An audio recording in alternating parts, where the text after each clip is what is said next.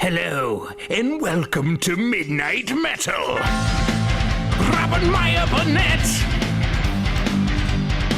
and Dave Parker, they're fucking metal. Midnight Metal, Midnight Metal, Midnight Metal.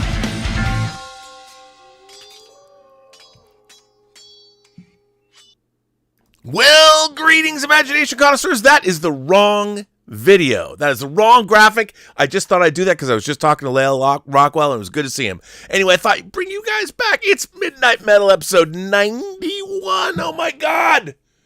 Are you guys feeling metal tonight? Are you? Are you? Well, you know what? It's not a Midnight Metal show without my compatriot, my compadre, a man who's deep into editing a new suspense thriller about a balloon. He is Mr. Dave Parker. What's up, Rob? What's going on, everyone? I can't believe you put that Midnight Musings on. That was a mistake. It was a mistake, dude. It was a mistake. I was mistaken. How you feeling tonight, Dave? You're looking metal. Looking metal, feeling metal. Feeling my age. No, I'm kidding. I'm feeling great. Christ, you were talking about dying soon. You know, when I do it, I just joke about it. We're all dying. Yeah, we were dying. We were born to die, man.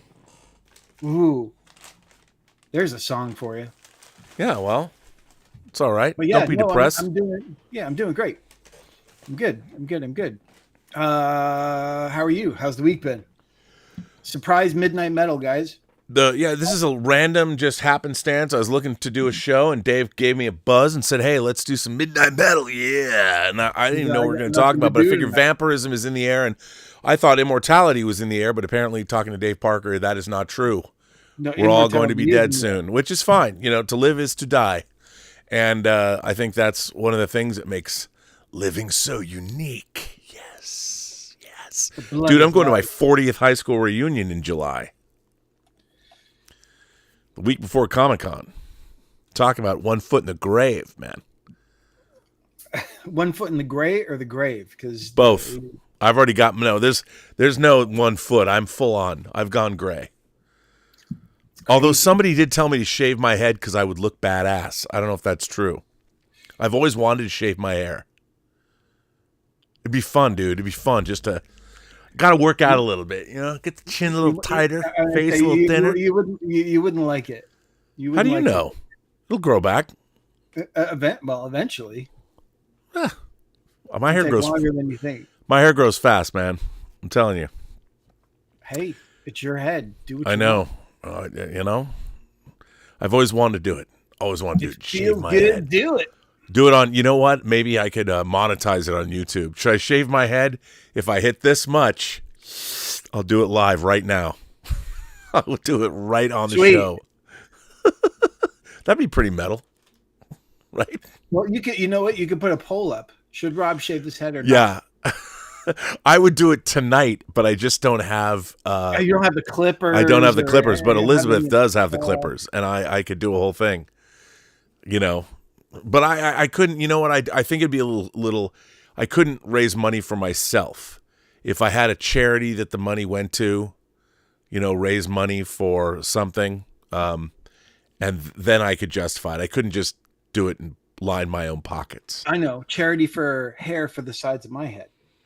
Well, there you go. Or, you know, I would, I mean, I don't, my hair's not long enough, but, you know, one of those things where you grow your hair really long and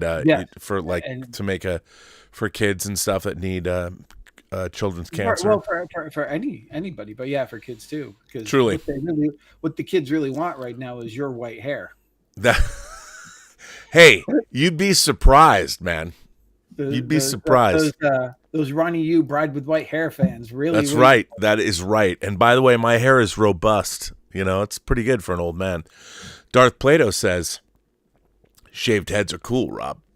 I've had shaved heads before. I know you shaved your head. I know. But I mean, more than just the sides. I've buzzed the whole thing. I'm aware. It feels great. You don't have to do am. anything in the morning. You just towel it off and you're done. I know. And I want to be like.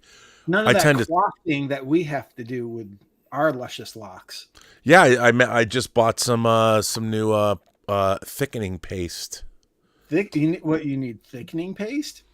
Is that for your hair or for something else? Okay, dude, you know what? It's to style my hair, all right? Oh, I figured because, all the supply chains we're not having any more. I looked at it. I looked it up after my member show today. It's like we're down 35% with shipping. Yeah. With boats coming in. So I figured, and I went to the grocery store after that, and I'm like, I just went down the toilet paper and paper towel aisle. I don't know if we needed as much toilet paper or paper towels as I bought today. Yeah, but I didn't buy any. I better go out tomorrow. Oh yeah, I'm because I look, man, through the grace of God during COVID, viewers of this channel, one in particular was sending me giant boxes of toilet paper, and there were 5 of us living in the house at the time. That's so crazy. By God, thank you. I have a very specific brand that I need, so. Yeah, well, I know. Elizabeth gets like non-toxic, non-bleached. Not too soft, not too hard, just right.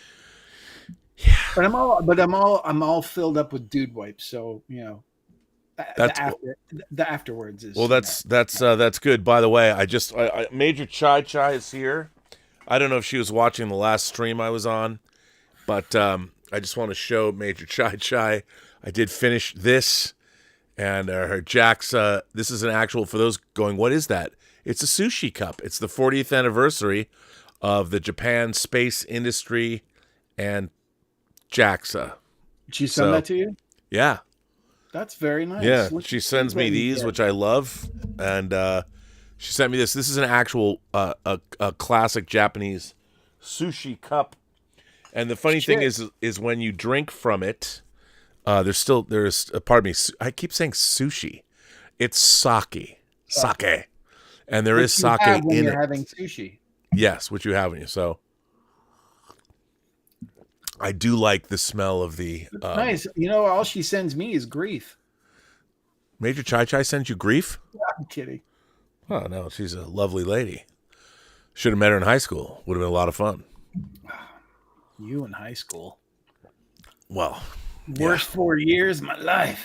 I loved high school. I had so much fun. You have fun now. I have fun. I've never not had fun, to be honest. What's not to love? You're like a precocious imp. I am. Not like Tyrion Lannister. I mean, did you hear that giggle, guys?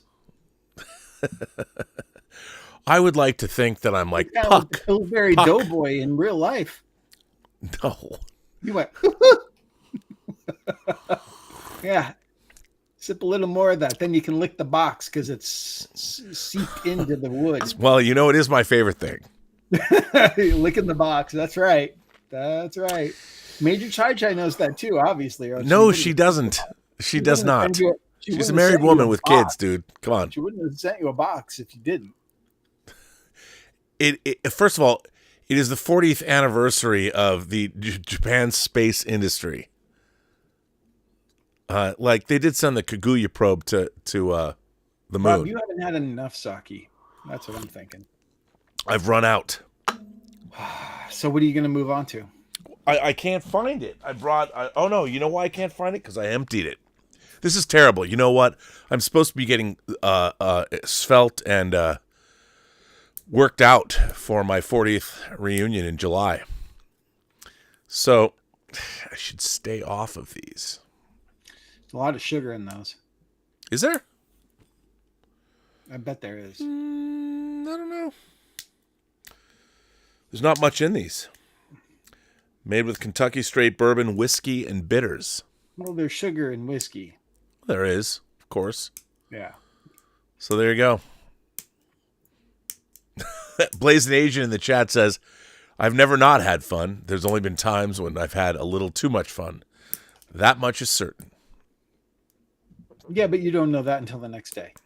Next morning. Oh no, I've known it at the time. When you wake up in a storage locker that some homeless person has put you in. That was only once. That's funny. You remember that? That's a true story. And I had $1,500 in cash in my pocket at the time. That was one of the drunkest. That was probably the second drunkest I've ever been in my life. Anyway, That was a long that's time good. ago. I miss Lola's. I do too. I miss it. So, what are you going to do? Great times there. Great times. So, Great so Dave, I figured tonight's subject, obviously, was Sinners doing well at the box office, which I love. it? Yeah, I haven't seen it. it passed $200 million today. Good for them. I have Yeah, not, so- we picked a topic where I haven't seen one of the movies that you want to praise. Well, no, I've already praised it. I've already done shows about it. But so guys, no spoilers, please. yeah, no. So we don't have to necessarily. What I was curious about,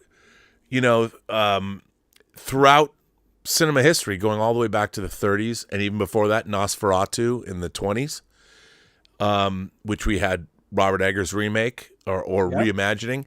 There is the character of the vampire has been it has always been with us since Bram Stoker. But Polidori, right? Like Polidori did the first. Yes. Barney the vampire. Yeah, I think so. But the quality of vampirism has been. I remember before the Lost Boys was retooled and they first started promoting it, like in Variety, the Lost Boys was indeed much more of a Peter Pan riff than it was a vampire story. And, sleep all day, party all night, never grow old, never die. And the Lost Boys was not going to be what it eventually turned into. I think Richard Donner was actually going to direct this original version of it, and then it changed. Yeah. And I just think about the fact that vampires have always been, since we've been alive, even before that, obviously the 30s, Universal's second big monster franchise was Dracula. They're definitely generational.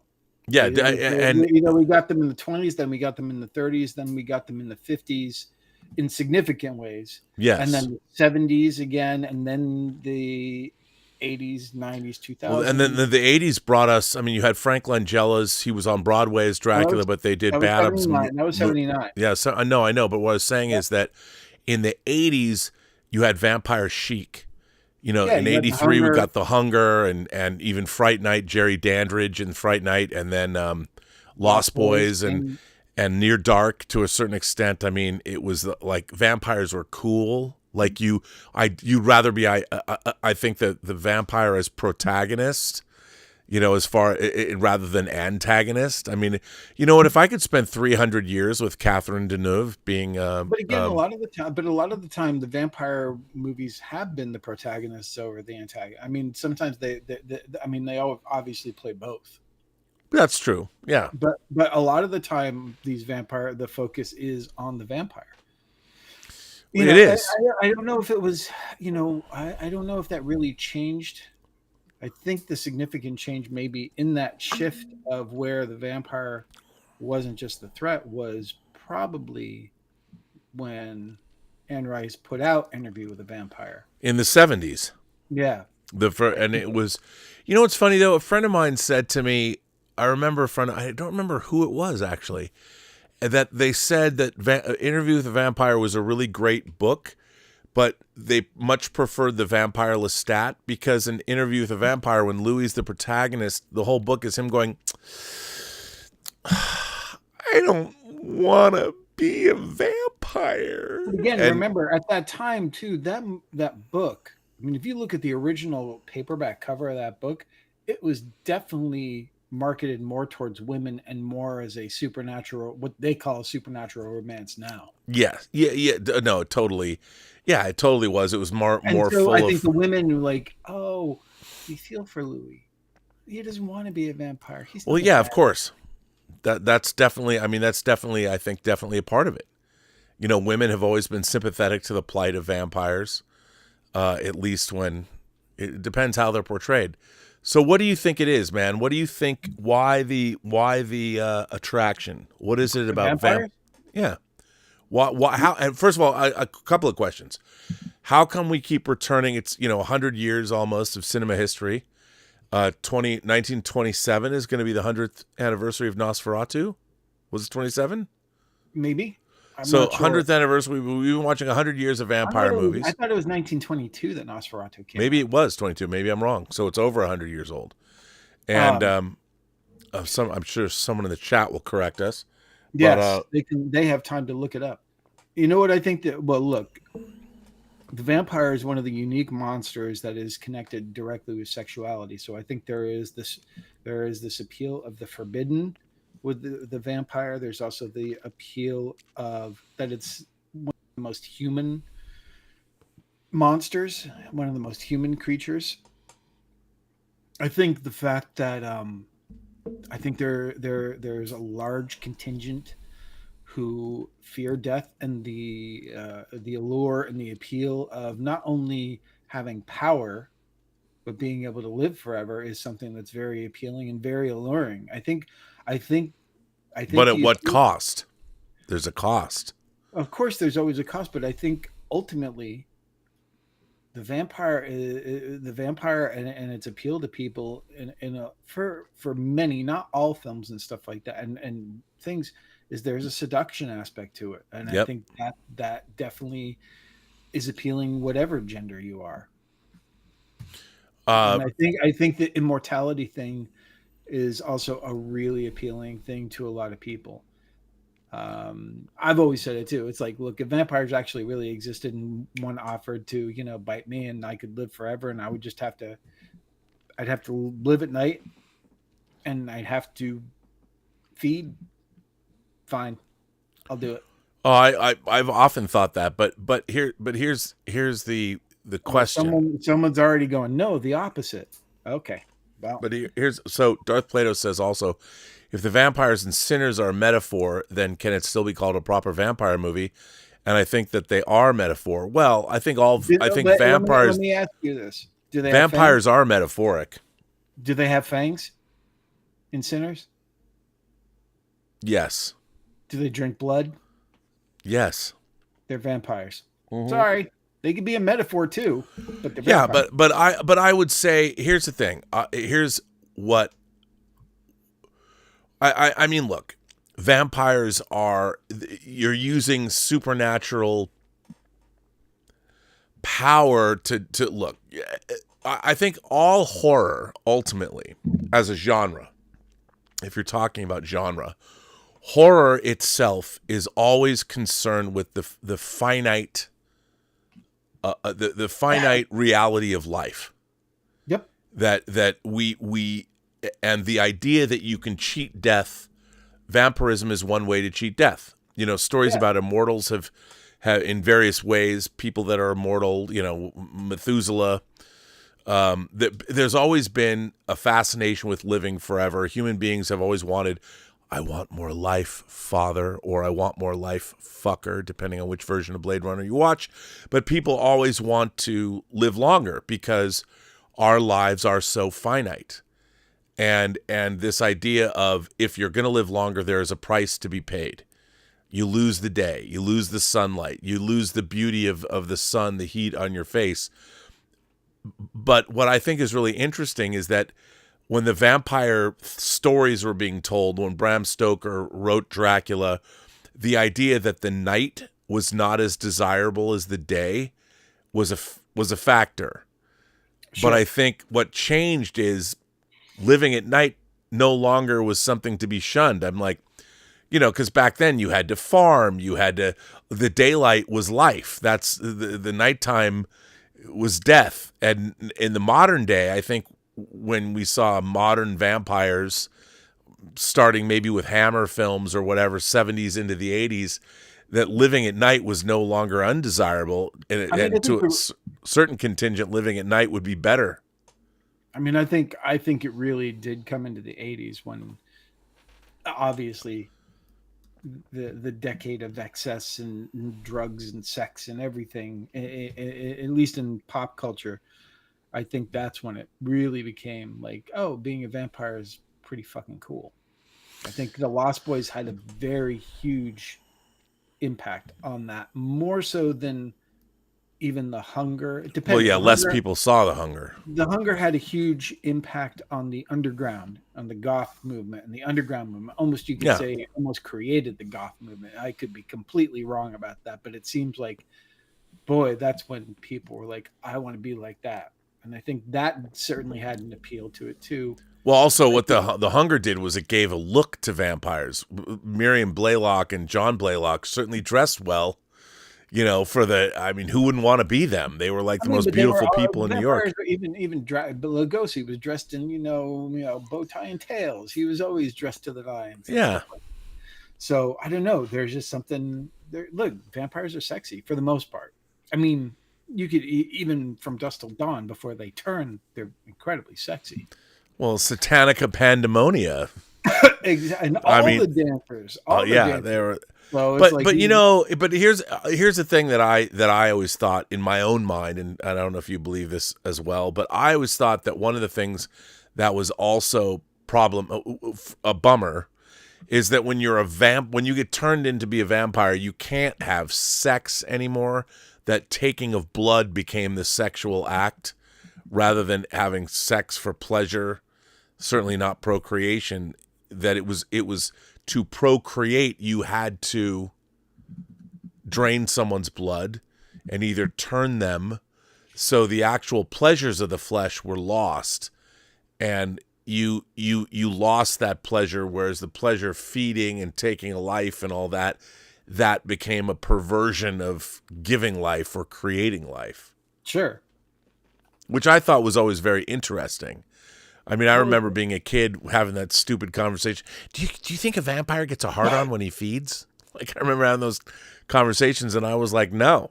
I always believed that, no, once you became a vampire, that's not what, even though when you had to fill yourself up with blood in order to get aroused, and by that, what was arousing you was the taking of the elixir from someone. It's like blood of someone else is Viagra. The new interview with the Vampire series would differ with you. Yeah, see, which, by the way, I think is a great show. It became a great show, but I disagreed with that. I thought that was because you can't suddenly imbue vampires. That you can't have everything. To be a vampire from a literary perspective or a genre perspective, you have to have lost something. And losing your humanity, losing your life, and having resorting to taking someone's life and drinking their blood, to do that is you have to kill somebody in order to live. Yeah, and that was the whole point, is that there was such a tremendous cost. Now, I would say there's a lot of people that need killing. So if I was a vampire, I would be much more like Lestat. Yeah. Unfortunately, guys, if you're looking for me to take the higher ground here, it's like, no. No, I would love spending my life tearing through humanity I thought didn't belong on the planet. You can fly. Come on. You can, depending on what kind of a vampire you were, but sure. Like if you were the vampires in Near Dark, you can't transmute into someone else. Yeah, that sucks.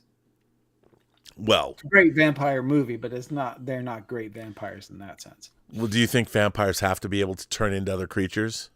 No, but it'd be kind of cool. Well, yeah, it would be. It'd be cool to turn into a wolf or a bat or mist or look, just fly. I don't care. Just fly.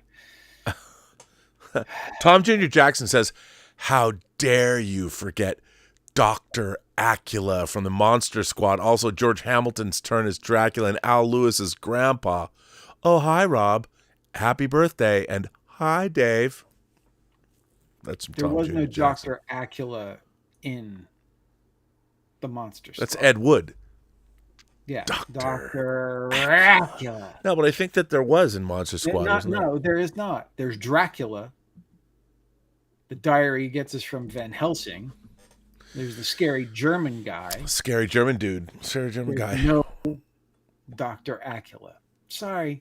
Thinking of the wrong movie. George Hamilton, Love at First Bite. I'll fuck with that. I like that movie.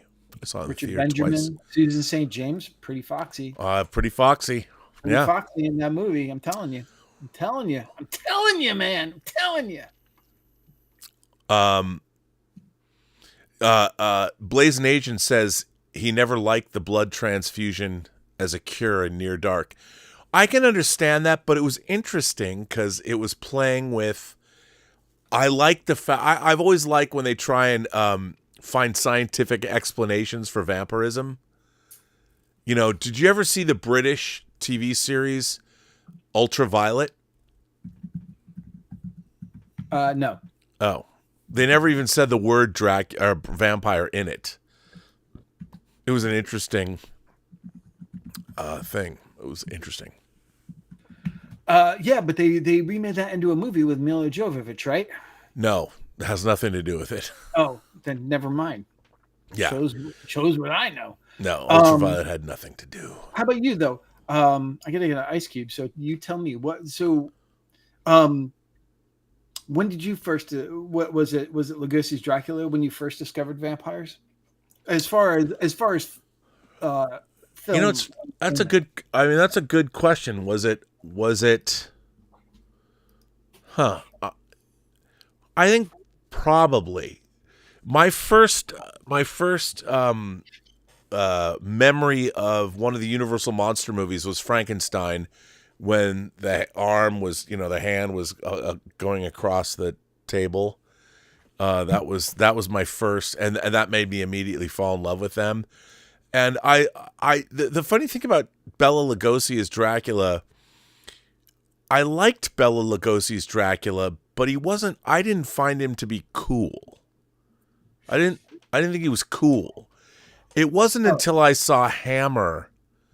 The Hammer, I remember seeing Hammer. I remember seeing Peter Cushing and Christopher Lee in Hammer movies in the afternoon or at night.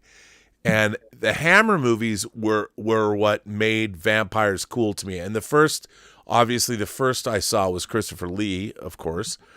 And, I have 2 different Christopher Lee vampire movies posters in my movie room.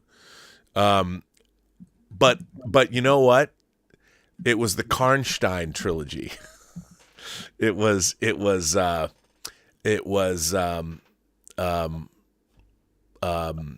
Vampire Lovers, Lust for a Vampire, and Twins of Evil. Oh, okay. And because you had vampires and boobs, and it was the idea that and there wasn't Dracula necessarily. And my favorite Hammer vampire movie of all time is Vampire Circus, because it was different. But that was when I was much more interested in the vampires than I was in the. That's your favorite vampire or your favorite Hammer vampire? My favorite Hammer vampire movie is Vampire Circus. It's not my favorite. I love Vampire Circus. I mean, because it's kind of a standalone, But I think, Twins of Evil is a great vampire movie too, as far as Hammer goes, because there's a lot of what I really liked was how Hammer conflated vampirism and sex, and boobs and I like that. Which was, and there's something, I always thought that the taking of life and the giving of life, that's what I found. There was just something cool about it. And I think it was reading Salem's Lot, I think I was like in the 5th grade. And the Salem's Lot, vampirism was still not attractive. Like, you didn't want to be, what's his face? Barlow. You don't want to be Barlow. Well, though in the book, you could potentially see the attraction there more than my first, obviously the miniseries was my first introduction, probably the first time that vampires ever truly scared me, because I think my introduction to vampires probably was Abbott and Costello Meet Frankenstein. By the way, Major Chai talks about. I know. I have your skulls, just like I have posters for you. I got so much shit for you. No, man. Why a lot of it. Why you live so far away? Far away. You're in far away. I'm in the far away. In the Shrek 5, buddy. And Major Chai also corrected me. Yes, Dracula leaves a message for the kid inquiring about the diary, and it's signed Dr. Acula. I thought it was Alucard, though. I thought it was backwards. I thought it was, and then he figured it out. I think it's Alucard, isn't it? I don't know. Anyway, yeah, and then we have a troll in here, Nick Tomato, who keeps asking, anyone here ashamed? And I keep asking, what's wrong? So I think you have congratulations, Rob. You got a troll. No, Nick Tomato has been around. Like you just like Unreal. Aren't you ashamed? I'm like, I keep going. Well, what's I your point? I Please don't share. ashamed of what? We're I talking don't about know. fiction. I don't know. I just don't know what is what the issue is. Um, again, there's not many things I'm ashamed of in terms of talking about watching horror films or talking about genre or No, I just like to let people know that we do pay attention, and I do see, and it's like if you have something you want to bring up, you've got a forum here. I'm willing to talk. It's just a free form midnight metal, man. Come on, let's Yeah. go. Oh, I see. Well, Nick Tomato asks, is anyone here ashamed? Oh, On a daily basis. Van Helsing is a devout. He says Van Helsing is a devout Christian. Well, that's another thing. I got to tell you, that's another thing I like about vampire mythology is that in order to overcome vampirism, you have to have faith in God. That's something Yeah. like I love in Fright Night where Jerry Dandridge goes up to the cross. Yeah, when Peter Vincent goes, Yeah, you have Peter. to have faith And for that. Peter Vincent pulls out the cross, and the vampire comes up and crushes the cross and says, "You have to have faith for this to work on me, Mister Vincent." And that's another thing about vampire mythology is that you do have to have, because the idea that vampirism itself was somehow tied to the first of the fallen, the power of the devil, the power of Satan, and I like that. I mean, I like the fact that you have to believe in some instances of vampirism. Okay. So your favorite Hammer movie is Vampire My Circus. favorite Hammer vampire movie is Right. Vampire Circus. My favorite Hammer vampire movie is Taste the Blood of Dracula. Oh, that's a great movie. Because I love that setup of Dracula's not there. You have this young guy who's taking these old guys out. They're hanging out brothels and stuff like that. And he's like, hey, want to do a satanic ritual? And they're like, why not? And using Right. Dracula's blood to bring Dracula back, and then Dracula kicks ass. Yeah. It's great. And you got M from the James Bond movies in there as Bernard Lee. as a randy little old Englishman who's getting his jollies off in the bordello of blood. Nick Tomato, you're not going to get banned. Don't worry. No, you don't have to be cool. I mean, it'd be nice if you were cool. You don't have to be cool. We're You don't theoretically. have to be, Nick Tomato, you don't have to be cool. You are cool. Yeah, that's the thing. You can't talk about being cool to anybody on a channel talking about nerd shit, or as I like to call it, imagination connoisseur shit. Which is basically saying the same thing. But we can also say that there are cool vampire, like when I saw The Hunger. Well, Raymond Verada asks, why do vampires need to be invited into your home? Which is a big point if you've seen clips from Sinners. Because one of the great things about vampirism and what I love about vampires is there are rules. There are rules to follow. If you're a vampire, if you could just go wherever you wanted to go, the thing is, ultimately, if you think that vampirism, if you want to trace it back to the devil himself, you can't just willy-nilly exert your power and do whatever you want. I mean, that's, vampires have to earn it. Well, it's funny because I made this movie that was literally a vampire movie called You Shouldn't Have Let Me In. Yep. And it was the most, I didn't write this, and I should have, look, you know how, Rob, when you're in this is just my problem, because when you're making low budget movies, you're in the thick of it so much and stuff that, you sit there and you go, well, the whole movie's based on this. And you realize that it is the dumbest fucking thing in the entire movie. And you should have just, like the whole machination reasoning behind it was so stupid. I should have just gotten rid of the reason why and just, you have to invite him in because he's a vampire. Forget all this other bullshit. It was so stupid. But that I'll take credit for it, and this is why I'm not a big Hollywood muck. But anyway, that's fine. But it's funny because yeah. But it's a good. I mean, look, I've always loved that idea. I've always loved that a vampire needs to be invited into your home because the thing is evil. Dude. Cody Leach is in the room. We should bring him on. He can if he'll come on, Cody should come on and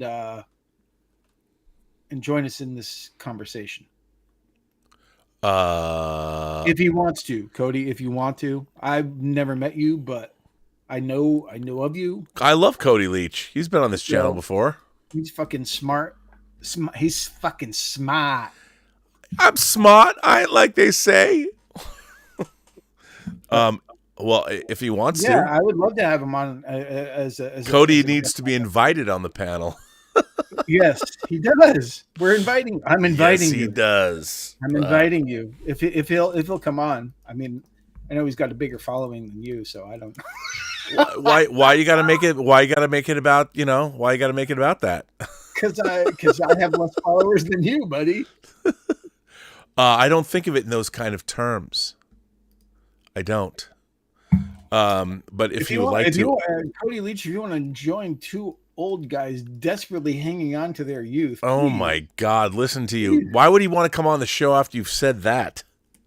Because we're cool. I wish I could, gentlemen, but he's in bed.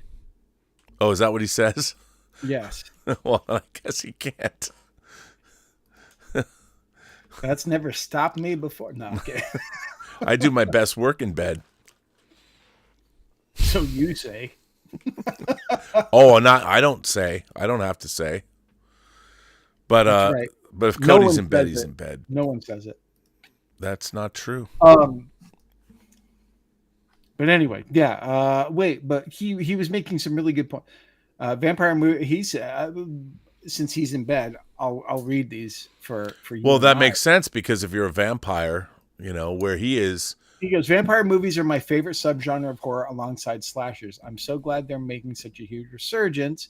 Vampires often represent temptation, so the lore of you have to invite me in completely plays into that. I love it. I don't. But here's the thing, maybe someone in the chat knows, but I don't know exactly where the inviting in mythology came into being. I don't know if that was part of something Bram Stoker did or if that was a folklore thing. I'm guessing it's a folklore thing, and I'm so ashamed because I made a movie kind of the crux of it is about that whole thing, and I don't even know where it came from. That's a good question. I don't know. By the way, there's a lot of people firing in. Let's catch up on some super chats. Hey, yeah. Major Chai Chai says in Monster Squad, Dracula leaves a message as Dr. Alucard. The lead figures out it's Dracula reversed. Yeah, but not Dr. Acula. It's no, Alucard. I know. No, that's what Tom Jr. Jackson said. He just misremembered it. That's because that's in Doctor. How can you misremember the Monster Squad? Okay, one of the most underrated. Thank God now praised, loved, beloved, almost too loved. It's almost like now it's like I saw Monster Squad in the theater when it first opened. Me too, and it was good. It was great. I loved it. But I was that one. By the way, Darth Plato says the lore comes from Carpathian superstition. Thank you. And it's biblical, according to let bug. It's biblical. Can't come inside. That makes sense. Rob, just remember this: you can't come inside. I've known that since I was 13. Until you're married.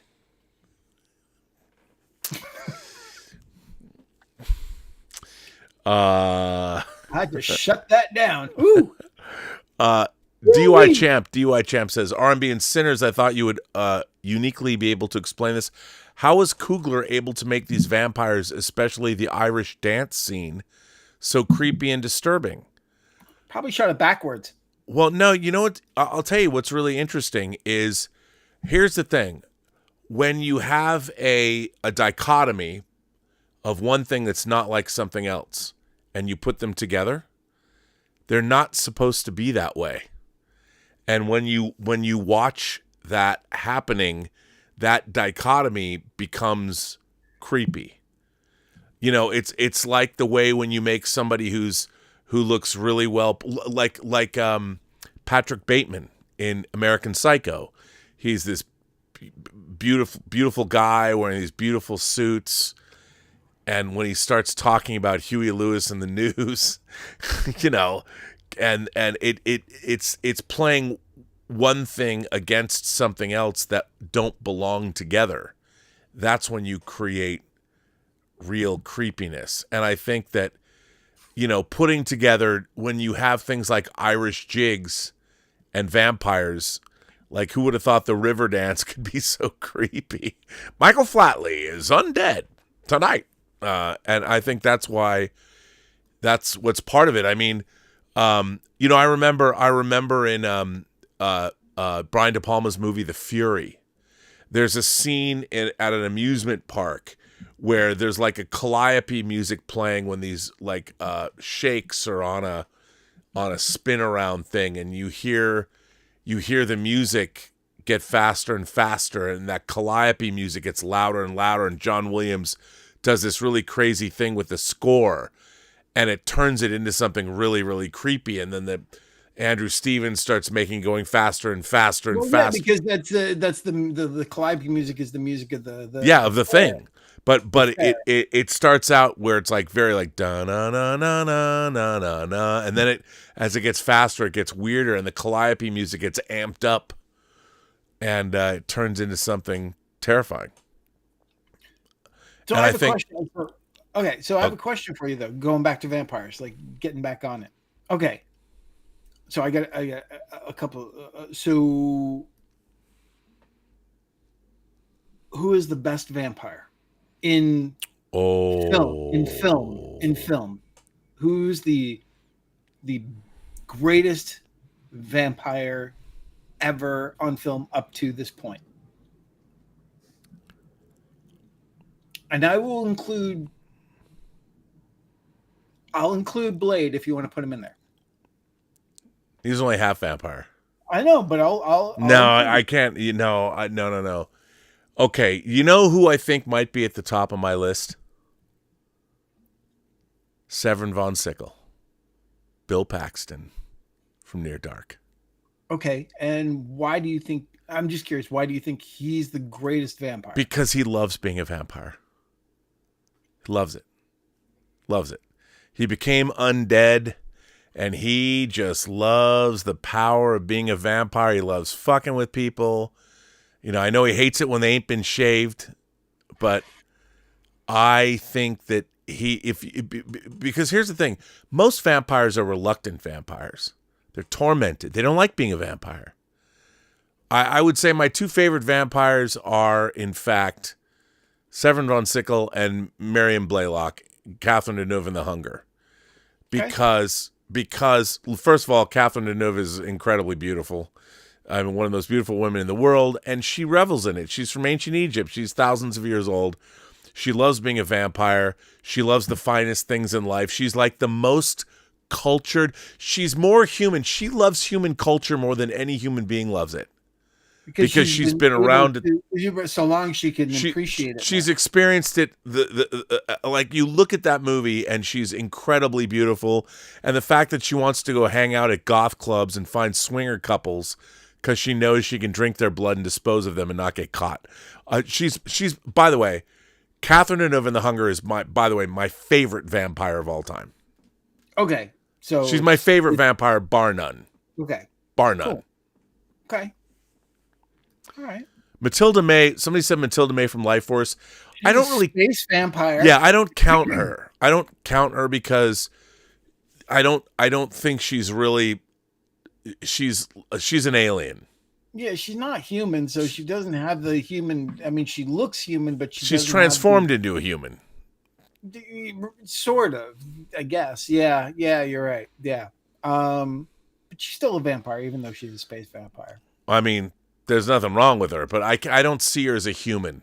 I see her as something else. I think my favorite vampire, and I do think he revels in being a vampire, I'm not saying it's the. I'm not saying that he's the coolest one. We're talking about movies. Somebody brought up Lestat. Look, The Vampire Lestat is one of my favorite books I've ever read. No, but that's a question that I have for you afterwards. Yeah. I think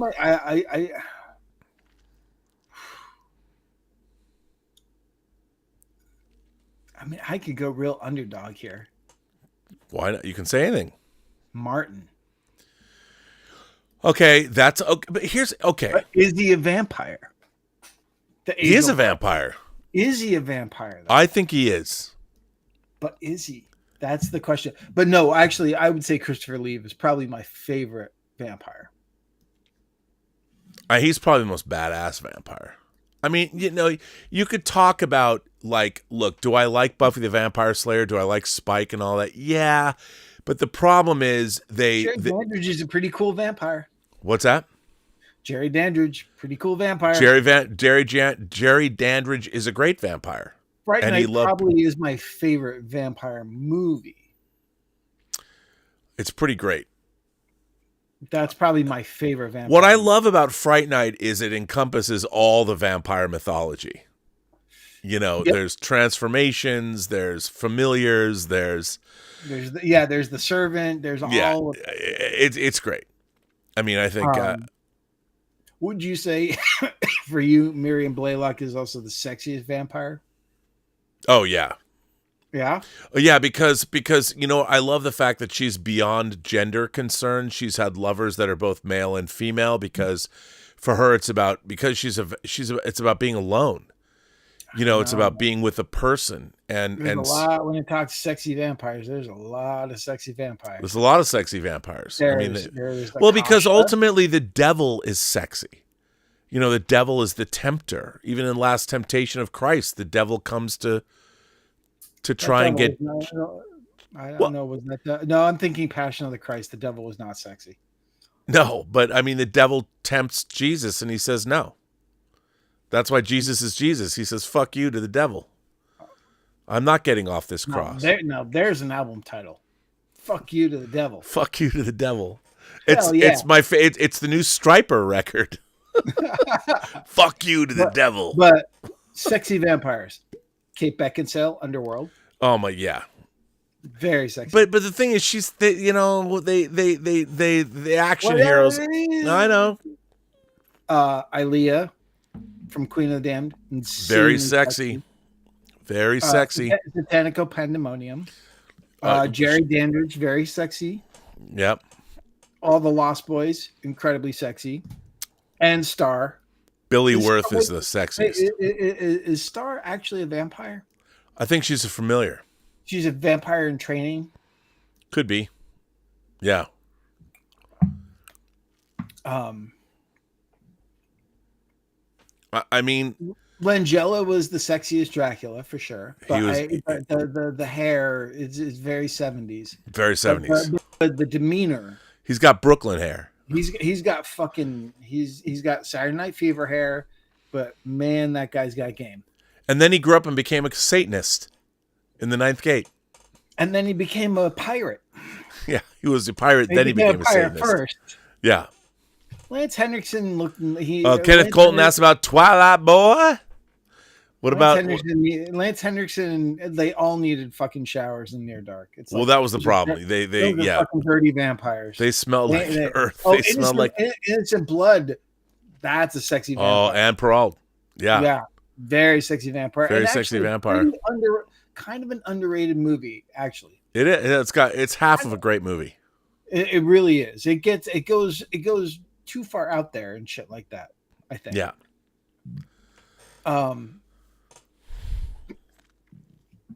Now it's interesting looking at the chat because people are Daybreakers was an underrated vampire movie. It was. I really liked Daybreakers. Yeah, I agree. And I did pick. I did pre-order the Umbrella special edition of Daybreakers. Wasn't Priest kind of a vampire movie? Yeah. I mean, there's been a lot of different. Okay, underrated vampire movies. Stakeland. Oh, Stakeland's great. Stakeland's great. So is all. How about all the lovers left alive? Another. Okay, those two might be sexiest vampire couple. No, Tom they're not. Hiddleston and Tilda Swinton. Come on. They're not as sexy as Catherine Deneuve and David Bowie, but they give them a really good race. Yeah, but you know what? Even though David No, Bowie is a vampire, he's lesser than her. Yes, they're okay. Okay. Hey, can I turn this over for you? Cooler- Let me turn. I'm gonna go to you. Just take over for just a second. Okay. What do you guys say? So he's right. Bowie is a little lesser in the hierarchy of those Only Lovers Left Alive. Those two are probably some of the coolest. But that's the thing. What do you guys think? What are the coolest vampires? Not badass, because badass is a whole different thing in as far, or most brutal vampires and everything. And then there's the funniest vampires. Yeah, Rob had to release the hounds. But yeah, I think Only Lovers Left Alive. What's some other really like underrated vampire movies? I know that we've had a bunch of them recently that I of course am totally forgetting right now. Or here's a question for you guys. Why Rob's gone. Who are the coolest Van Helsing types? Maybe they are Van Helsing, or they're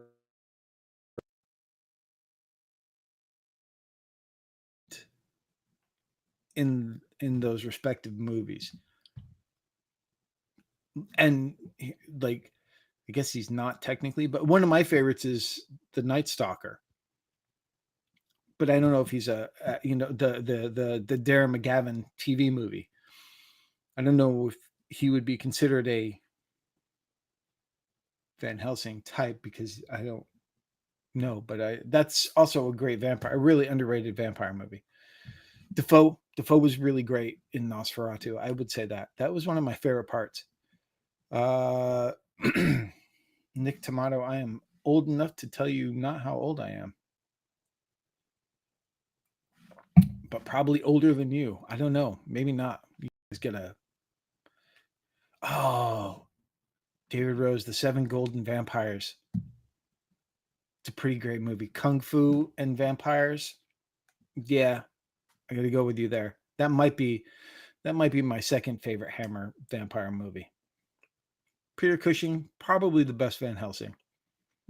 Peter Vincent gets there. Thirst, interesting.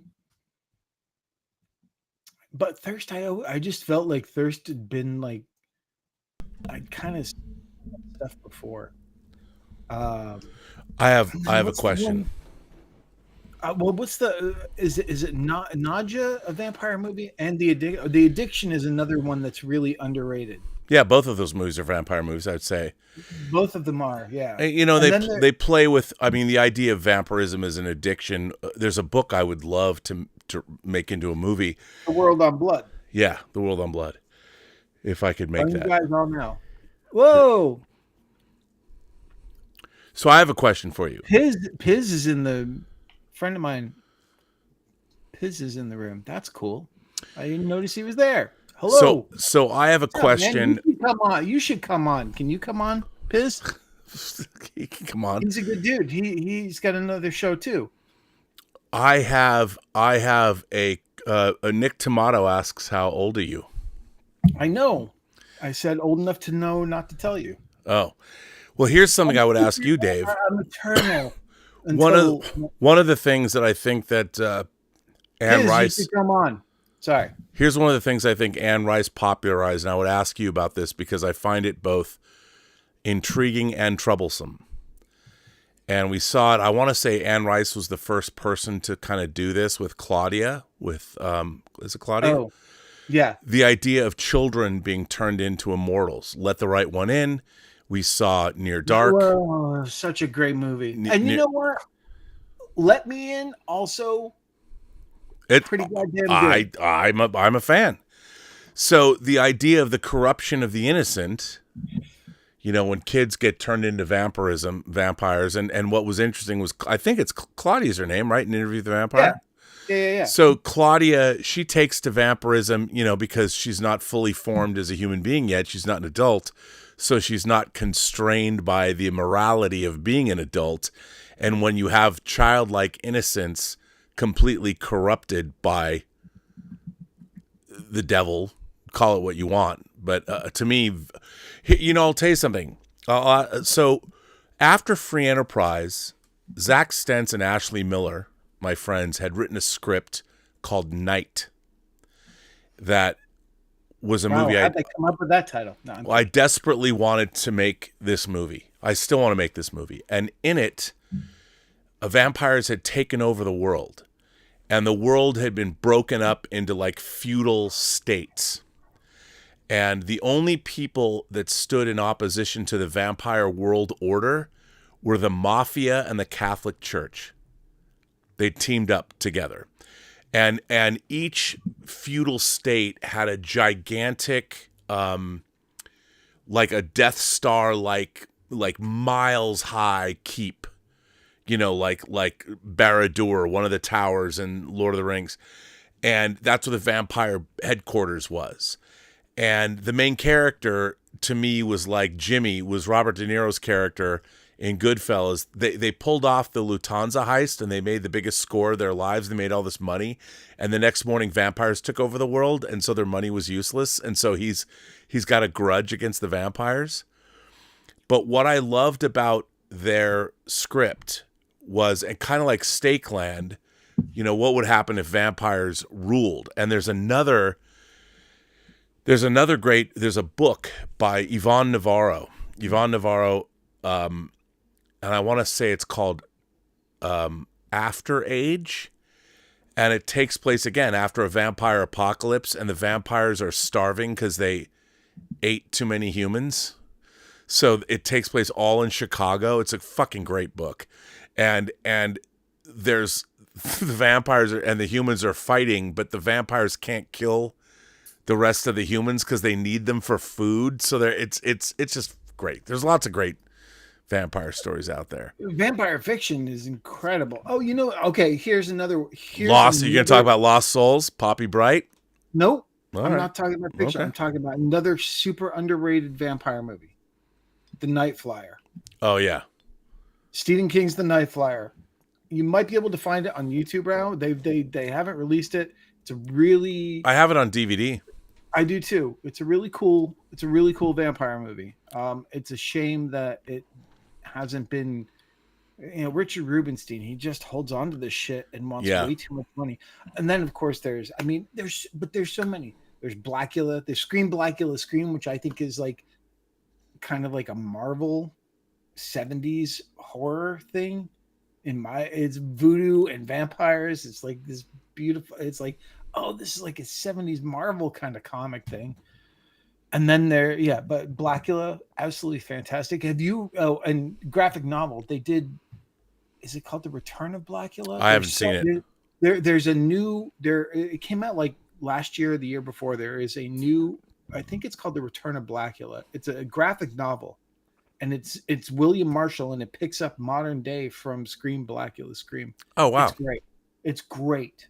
It's really good. I have not seen that. People keep going Count Chocula. Funny thing is, another graphic novel that's out there is called Serial. Oh, yeah. And it's about all the cereal mascots, but it's treated sort of horror but serious. And it's really entertaining. So there you go.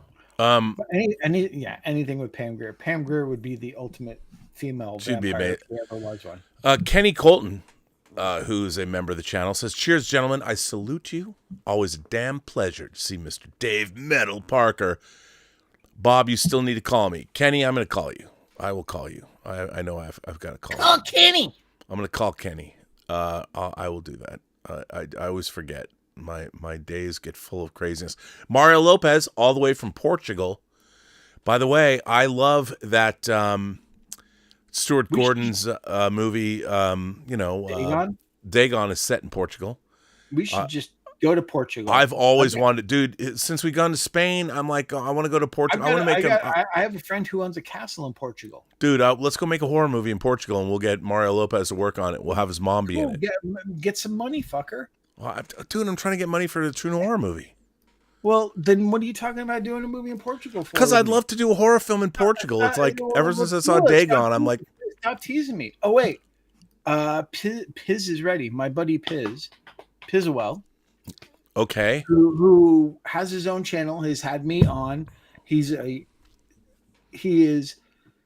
Dude, you don't have to explain it. Just send him the link. No, you send him the link. You have the link. Oh. I don't have Piz's email. How do you spell his name so I can add him? Do I have his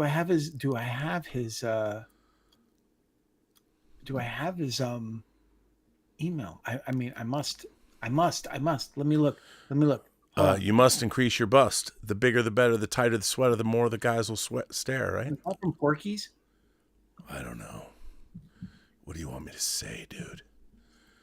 I mean, we're gonna have Piz come on.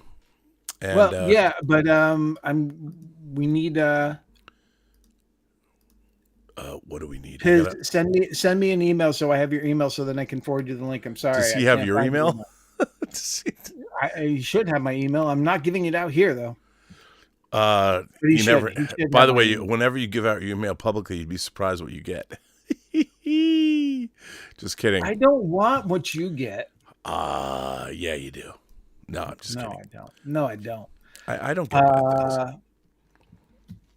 Okay. Hopefully he sends me an email and I will track what is Piz's whole name? How do you spell it? P-I-Z? Oh, yeah, it's here. I'm sending it to you in the messages. Sorry guys. Hold on. This is live YouTube at its finest. Yes, we Dave Parker. We are gonna play There Can Be Only One later. There can be, yeah, but it'll be so much more fun to play it with him. Of course, here. Of course. I don't know Piz. He's such a horror encyclopedia. Well, it'd be great if you sent me his name. Oh wait. Hold on. I've got his email. Give me a second, guys. Sorry.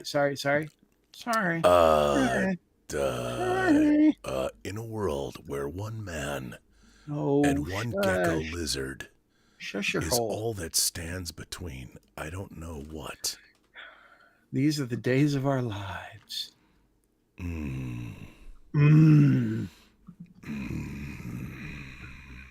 Okay, hold on. All right, I sent him the email. Okay, well, that's great. Bright light. Bright light. While you bring him on, which will be momentarily. Well, I can't necessarily. How do you what's his name? Justin. Doesn't he want to go by his name, Piz? I sent it to you in the chat. Oh, okay. Here we go. In your chat. I'm waiting for him. I'm waiting on him. You're waiting on him. There can be only one. You sent it to me in the chat. You didn't send it to me as a thing. Yeah, you sent it to me in the chat. I sent it to you in the private. Okay, in the private. I got it. Okay. On the rendezvous. Got it. We're gonna wait for Joe at the rendezvous. Pizzowell. Okay, that's all I needed to know. Piz. But go full screen for a second. What? Go full screen for a second. You know, you want to go full screen? I want you to go full screen. Okay, why? Because Pizzowell's here. I'm put him in. Because I need to. Well, you bring him on because I need to go. I get what you're saying. Okay, everybody, you're gonna give me a little moment to add some people to the chat. Pizzowell is here. I don't know Pizzowell, but welcome, sir. Thanks for being here. And all I need to know is I can see Dawn of the Dead behind you. And Dawn of the Dead, not just one of my favorite horror films, one of my favorite films of all time. And I will die on that hill. Let me put Pizzowell in this. I'm going to put him in. I hope you're all going to. I know you will because you're here. You know it. You know how this goes. You never know what's going to happen on this show. And I'm going to put Pizzowell in this chat. And he's going to get his own full-on We're gonna go full frame on him too. So don't worry. Don't worry. It's gonna happen. Okay, Piz, you're coming in. I'm going to put you in. You're going to be coming in hot. Hang on. Give me a second. This is, it's live. It's live YouTube. It's, I don't purport to be some kind of wizard. I'm just doing this as we go. And Dave Parker is back. Let's see if he'll sit the fuck down. Hey, Dave, sit down. I'm going full. I'm going in. Pizwell's in. Pizwell, welcome to Midnight Metal. How are you? I'm doing great. Thank you for having me. It's a pleasure to be here. Okay, I got to ask you the question we always ask people on this show. You ready? I'm ready. Are you feeling fucking metal, dude? How fucking metal you feeling? Of course. There you go. Yes. That's you've convinced me. All right, Pizwell's here. Dave, Piz is here. Dave's here. We're What's back up? into the conversation. He's wearing a Fright Night Part 2 shirt. I know this is. I think that's his. I think that might be his favorite vampire movie. It's definitely the pick of his sexiest vampire, which is Regina. Am I right? Yes. I mean, okay, was she sexier in Is that he- or in guys- The Mouth of Madness? Oh, she was sexier in Friday Night too, for sure. Yeah. Oh fuck yeah, Rob. Come on. All right. Hey, Piz, can you? I can't make your volume. Can you juice your volume just a little bit? I was just going to ask that. Just a tad. He's actually a professional, Rob. He knows how to do this. Okay, but he doesn't know how loud he sounds. He doesn't know. It's all, it's all things. Come on, man. I'm so glad you're here, man. Yeah, it's good to be here. I appreciate it. We're happy to have you. So, okay, Piz, tell us a little bit about your vampire picks, sexiest vampire, favorite vampire movie. What's up? Tell us about yourself. What's going on through vampirism? Man. I mean, for sure, the sexy. Well, my favorite vampire movie, and it's so tough because there's so many great ones. I mean, it's always been The Lost Boys for me. I love that freaking movie so much. I grew up watching that one more times than I want to admit. But yeah, I love that one to death. 87 was a great year for vampires because we had The Lost Boys, we had Near Dark, and both of those are favorites of mine. But I always go back to The Lost Boys is my favorite. It's that soundtrack, man. It's the soundtrack. It's the it's the style. look. It's the look. It's the time. It's that gateway movie. It hit us right in the prime of MTV and all that shit. I think you're right. But don't you think Lost Boys might be, only to add a contrarian point of view, little style over substance? Oh no, not at all. Not even close. It's the style is definitely part of the substance because Sure. it is so very 80s. But I don't think that necessarily. I mean, you definitely get that nostalgia vibe and that retro vibe from it. But I think it doesn't. It's dated, but it's kind of not dated. And the fact that it is sort of dated just, I think, makes it even more special. I mean, the most dated thing is Corey Haim's clothes. Yes. I mean, that even then was like, Well, but you can't take out the time it was made. no, but even then I'm going, what kid is it? That's a brave kid. The bright like what was it was it like a But again, I think that black blue I or pink sweater or something like oh, that. He was- but I think Corey Haim, honestly, was an extension of Joel Schumacher for sure. oh, for sure. I mean, he had a fucking Rob Lowe poster hung up in his room. I mean, it's not subtle here, guys, but whatever, it's fine. He had a Yeah. cool fucking dog. Well, okay, but there's another thing about vampirism, which you can play with sexuality and gender quite a bit, and Joel Schumacher obviously did a lot of that in his films, and whether it was overt or covert, and there's a lot of beautiful men in The Lost Boys, and vampirism, I think, relies, other than Nosferatu, but like you pointed out, Dave, even Bela Lugosi's wearing a nice suit, 3-piece suit with tails and in full regalia, and vampires are seductive not just, I mean, all human beings. I think vampires are kind of beyond gender. They're not really worried about it. They're just, I need a new meal. No, they've been around for so long. They've gotten over it and everything. I mean, that's the thing. You look Well, at some have. New vampires haven't. Newish, but I mean, you look at Jerry Dandridge. You look at Regina. You look at all her minions. You look at all these people. They're like, it's all about seduction in a way. Sure. So that's that's one of the interesting things. But let me ask you guys this, because this is something that comes up kind of in the horror movie community often, is we're tired of the pretty vampires. We want like the monstrous evil vampires. We don't want them to seduce us. We just want them to do what they do best. But what did you think about Nosferatu? Robert Eggers' Nosferatu. I was not a huge fan of that movie. Because that's a movie that's style over substance. Exactly. But I meant strictly about the way that Skarsgård looked as Nosferatu. He's decaying, and he was not seductive. Mm-hmm. The funny thing about that is he was still seductive. Because the whole reason that he's coming there is because she's like. Well, I mean, in a way, vampires have to seduce their prey. No. Oh, perfect example. Okay. Perfect, brutal vampires. 30 Days a Night. Mm-hmm. Yeah, well, that's true. But that's they were more like animals. They were sharks. Yeah, they were like wolves in the winter, like in the gray.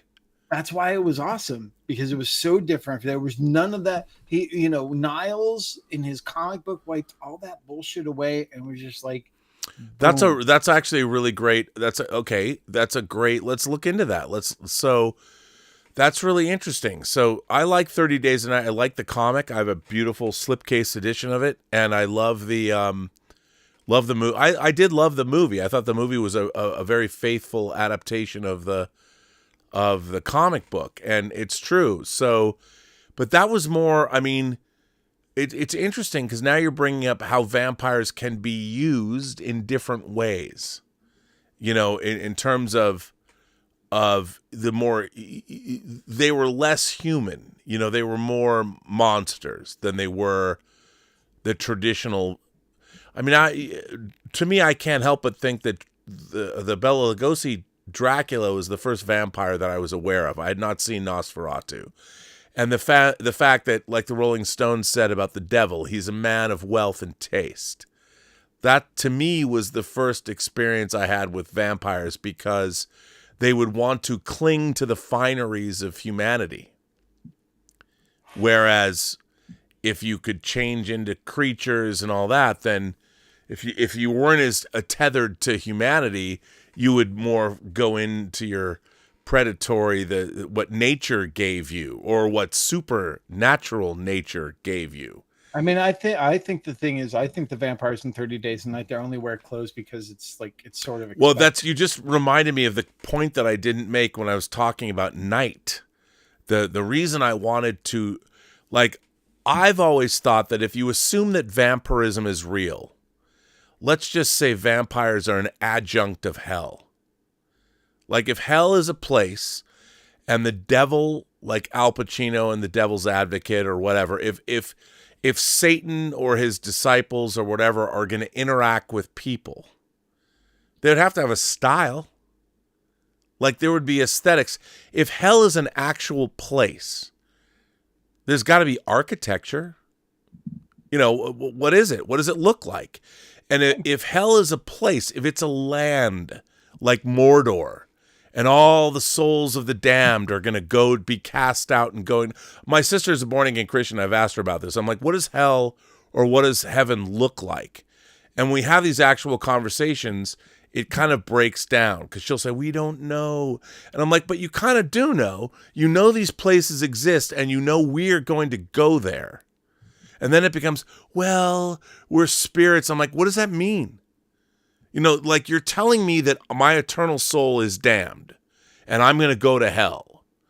But if hell is an actual place, what do you see when you get up in the morning? I think hell is different for everyone. I think yours is probably like The Sandman, waiting in line the DMV. No, waiting in line to meet William Shatner, and the line never. Well, that's why I said that hell is the DMV, and your number never gets called.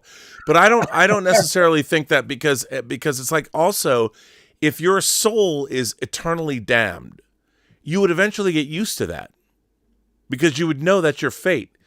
And I've said, how do we know that? Like right now, go with me on this for a minute. We get up every morning. We don't know what's going to happen. We don't know where we're going to be. We don't know. I would say we don't know. We don't know anything. I would say, isn't this place that we're in now? Because I've written a script about this. Hell? No, about the fact that yes, that we are already in hell. We just don't know it, and the fact that all of our lives are full of insecurity and we don't know anything. It's torment. What more torment can there be than our own lives?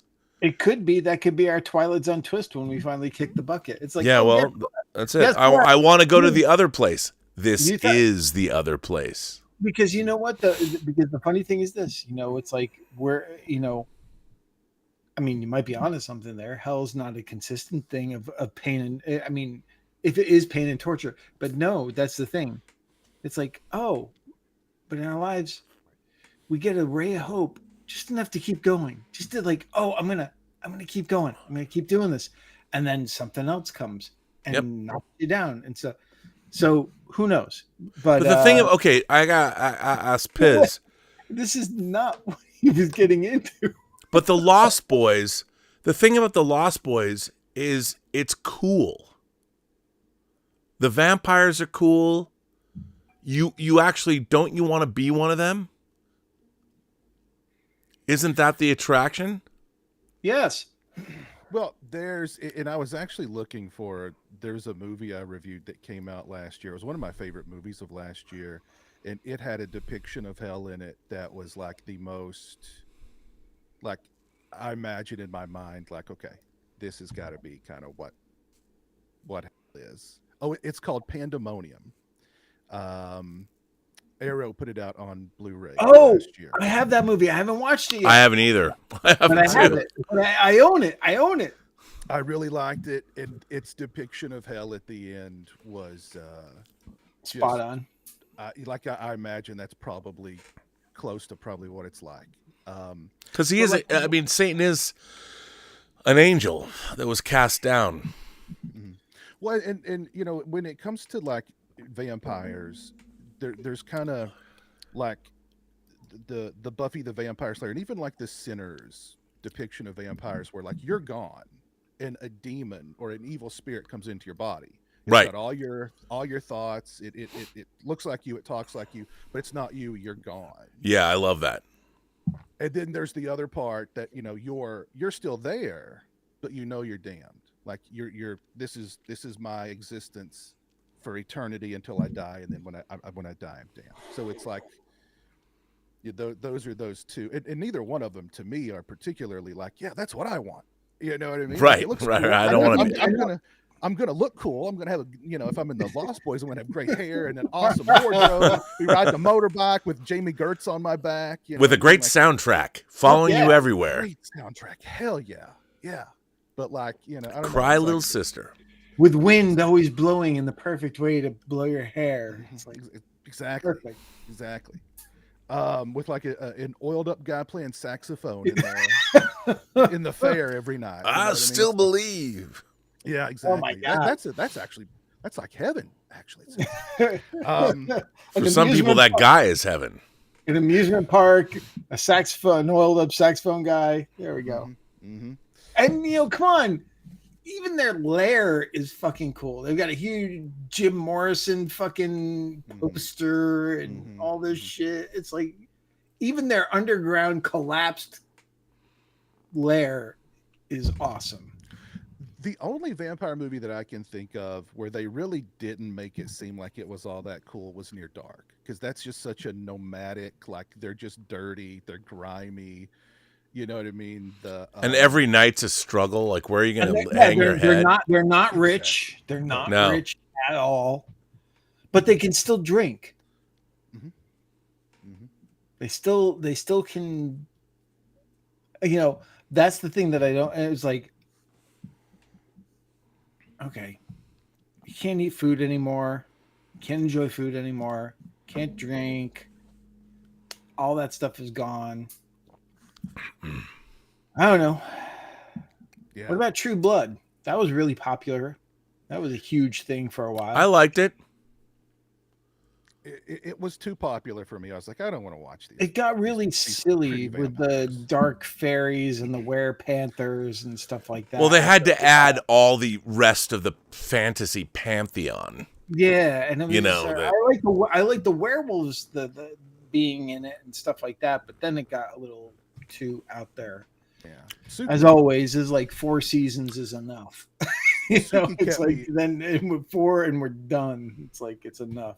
Anna Paquin kept me invested for a while, but then, there's got to be something else. But okay, so we've done sexiest vampires. What would you say, Piz, what would you say is a really underrated vampire movie that maybe people haven't seen? I loved The Last Voyage of the Demeter.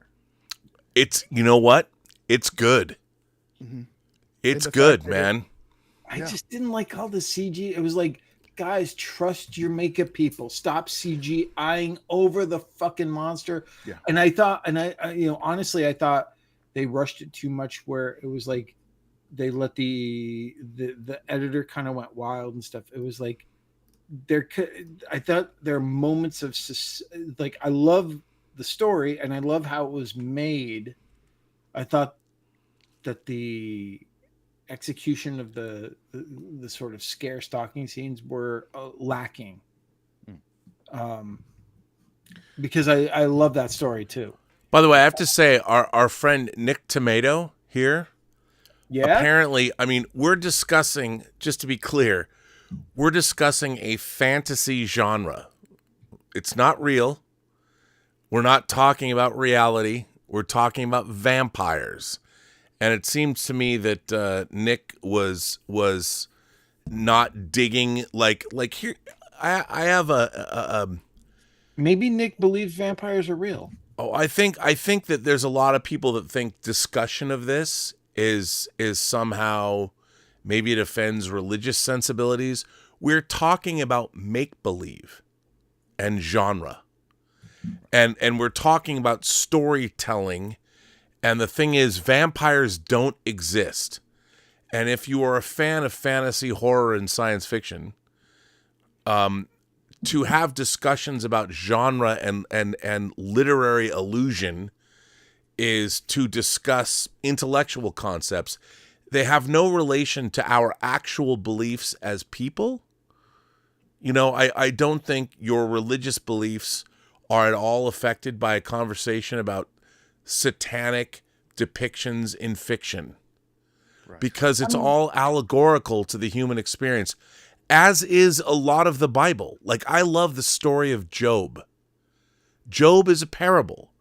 I don't believe that Job actually happened.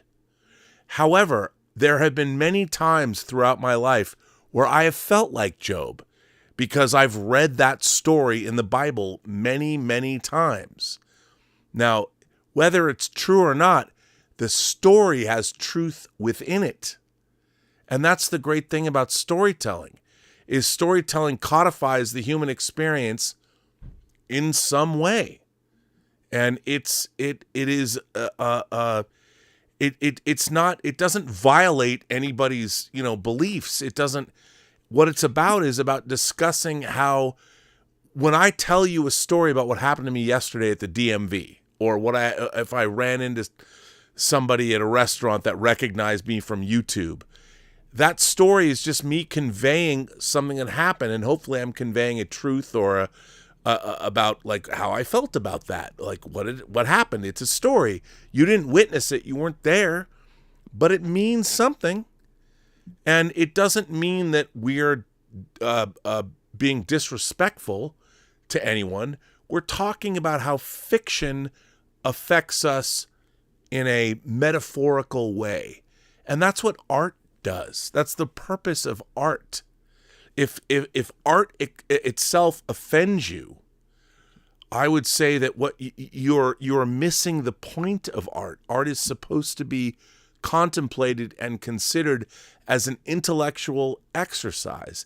It doesn't mean that it is saying something that it's not an affront to your beliefs. And I don't think. And art is interpretive too. I mean, that's the thing. It's like Piz and I, like, we love slasher movies. Now, would we condone that if it was actually real? Of course not. But we love them. We love the rush that they give us and everything else. And those most of the time ultimately become more fantastical and fantasy anyway. Just like vampires are. I mean, vampires are, but again, they're, the wonderful thing about the vampire thing and everything else. Oh, it's interesting that, people keep bringing up like really cool ones. And I would say, but to go to Rob's point about religion and stuff like that, I think one series that actually dealt with that a little more interestingly, not completely, but I thought was really interesting, was Midnight Mass. Was Mike Flanagan. Yeah. Oh God, yeah, that was very much so. And I thought they did that really well. And they definitely dealt with the religion aspect of it pretty heavily. Not just, in the conjunction of what's, going on in that story. As opposed to just more peripheral sort of like, hold up a cross and get a vampire away. That's where I was going. Like, what's one of the universal things when it comes to vampires to repel them is the Christian cross, right? Yeah. Mm-hmm. And so, I mean, vampires are kind of an affront to God because they're immortal. And the cross, and holy water, of course. Yep. So, I mean, there's religious iconography throughout so much vampire fiction. So, yeah, and I think Midnight Mass is like the best Salem's Lot remake that wasn't Salem's Lot. Oh yeah, I mean, totally. Because I think like the three of us, I love Toby Hooper's Salem's Lot. I love it. I absolutely love that thing, and unfortunately, the new one was so disappointing. I watched it and I'm like, what's the point of this? Yeah. I don't. It's like, and whether the studio cut it down by so much or whatever, but it would. The problem is, it wouldn't even have mattered if there was another hour to that movie. It was just wrong from the get-go. Yeah. By the way, Dave, one of our devoted fans of Midnight Metal, Miss 50, and Still Metal, sends in a tip. And says, Pizwell, your channel is amazing. You consistently mix things up. I love the physical media and collectible unboxings, and Jeremy, the video store coverage, and the adventures you two take. You are metal. Well, thank you. He absolutely is. Yeah, I need to start watching your channel. I apologize for my ignorance. I will start watching your channel. Yeah, man, get with the times. I mean, dude, I can't. There's only so. Oh my God. Rob does a physical media show. But how great is that Beyond release? Oh I know. God. I'm going to talk about it tomorrow. Hell. By the way, Piz, have you got your Ignite Films sent me my Reanimator? I don't have it yet. I have not got that one yet. No. You guys, I can't even. I don't even know how you guys do it. I don't know. You know what I did get? I got my Lionsgate Kick-Ass and the Crazies. Yeah, but you got to hook up with Lionsgate. You write a column for. I do. Yes, I do. But still, biased. Some of us have to get these things honestly. I work for a living, son. But Piz, I'm telling you right now, I'm not upgrading Jason Goes to Hell. I'm not doing it. I'm Bro. not doing it. Dude, even I did. I'm not doing it. Come on, man.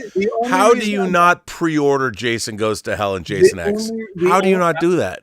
It's not a good movie. I know. I'm sorry, man. Wait a minute. You know what, though? That movie's goofy and fun as fuck. How do you not like that movie? I watched it again and it doesn't work for me. I don't know why. It just doesn't.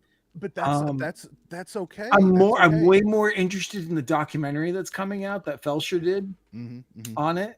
Yeah. Because that stuff I'm fascinated by. And the only reason I want that disc is for the fold out poster of Gary Pullen's cover. It's pretty cool. Because the poster is great. I want both of them and do a nice matte framed a double. Yeah, would you? You won't. No, I will. It's one of the things I want to do. It's a big list. It's 1,000 things on it, but I'll get there. You know what? I have to say, Rob, you should see where Piz is right now. You should see this area that he's in. It's so wide shot. It's so impressive. Well, I can't wait to see it. I know it's incredible. He's got some amazing... All I can say though is watch Arrow closely, because the rest of the year, watch Clark. Watch him close. Oh, Do you hear me? I know a couple things that Arrow's doing. There's there's things you can't say. I know, but I know, and the thing is, I don't think this is a good movie, but I know one of them that they're doing. Okay, I only say this to you. I would like to absolve myself of any responsibility. I don't know what Dave is about to say. No, I'm not going to say it. Oh, okay. But it's connected to watch Clark close. And it's not that Arrow's doing the thing because they've already done the thing. So okay. It's Are you talking about Wilford Brimley? No. I'm talking about someone connected to that movie who has a movie that Arrow might be putting out. Okay. All I can say is Arrow has a cacophony of bangers. Yeah. Coming out. Hey, if anyone's curious about kind of a real indie one on his, I'm wondering if you saw this movie, but I was just listening to the Movie Crypt, and they just had these guys on. It's called The Last Video Store. Mm-hmm. I've got that one. I've not watched it yet. I saw that. I haven't seen it yet either, but yeah. That's the documentary? No. This is a movie, a Canadian film. Oh. It's kind of it sounds kind of like a Jumanji of horror. People horror characters come out of video cassettes of these made up movies that these guys created and stuff, and it sounds really fun.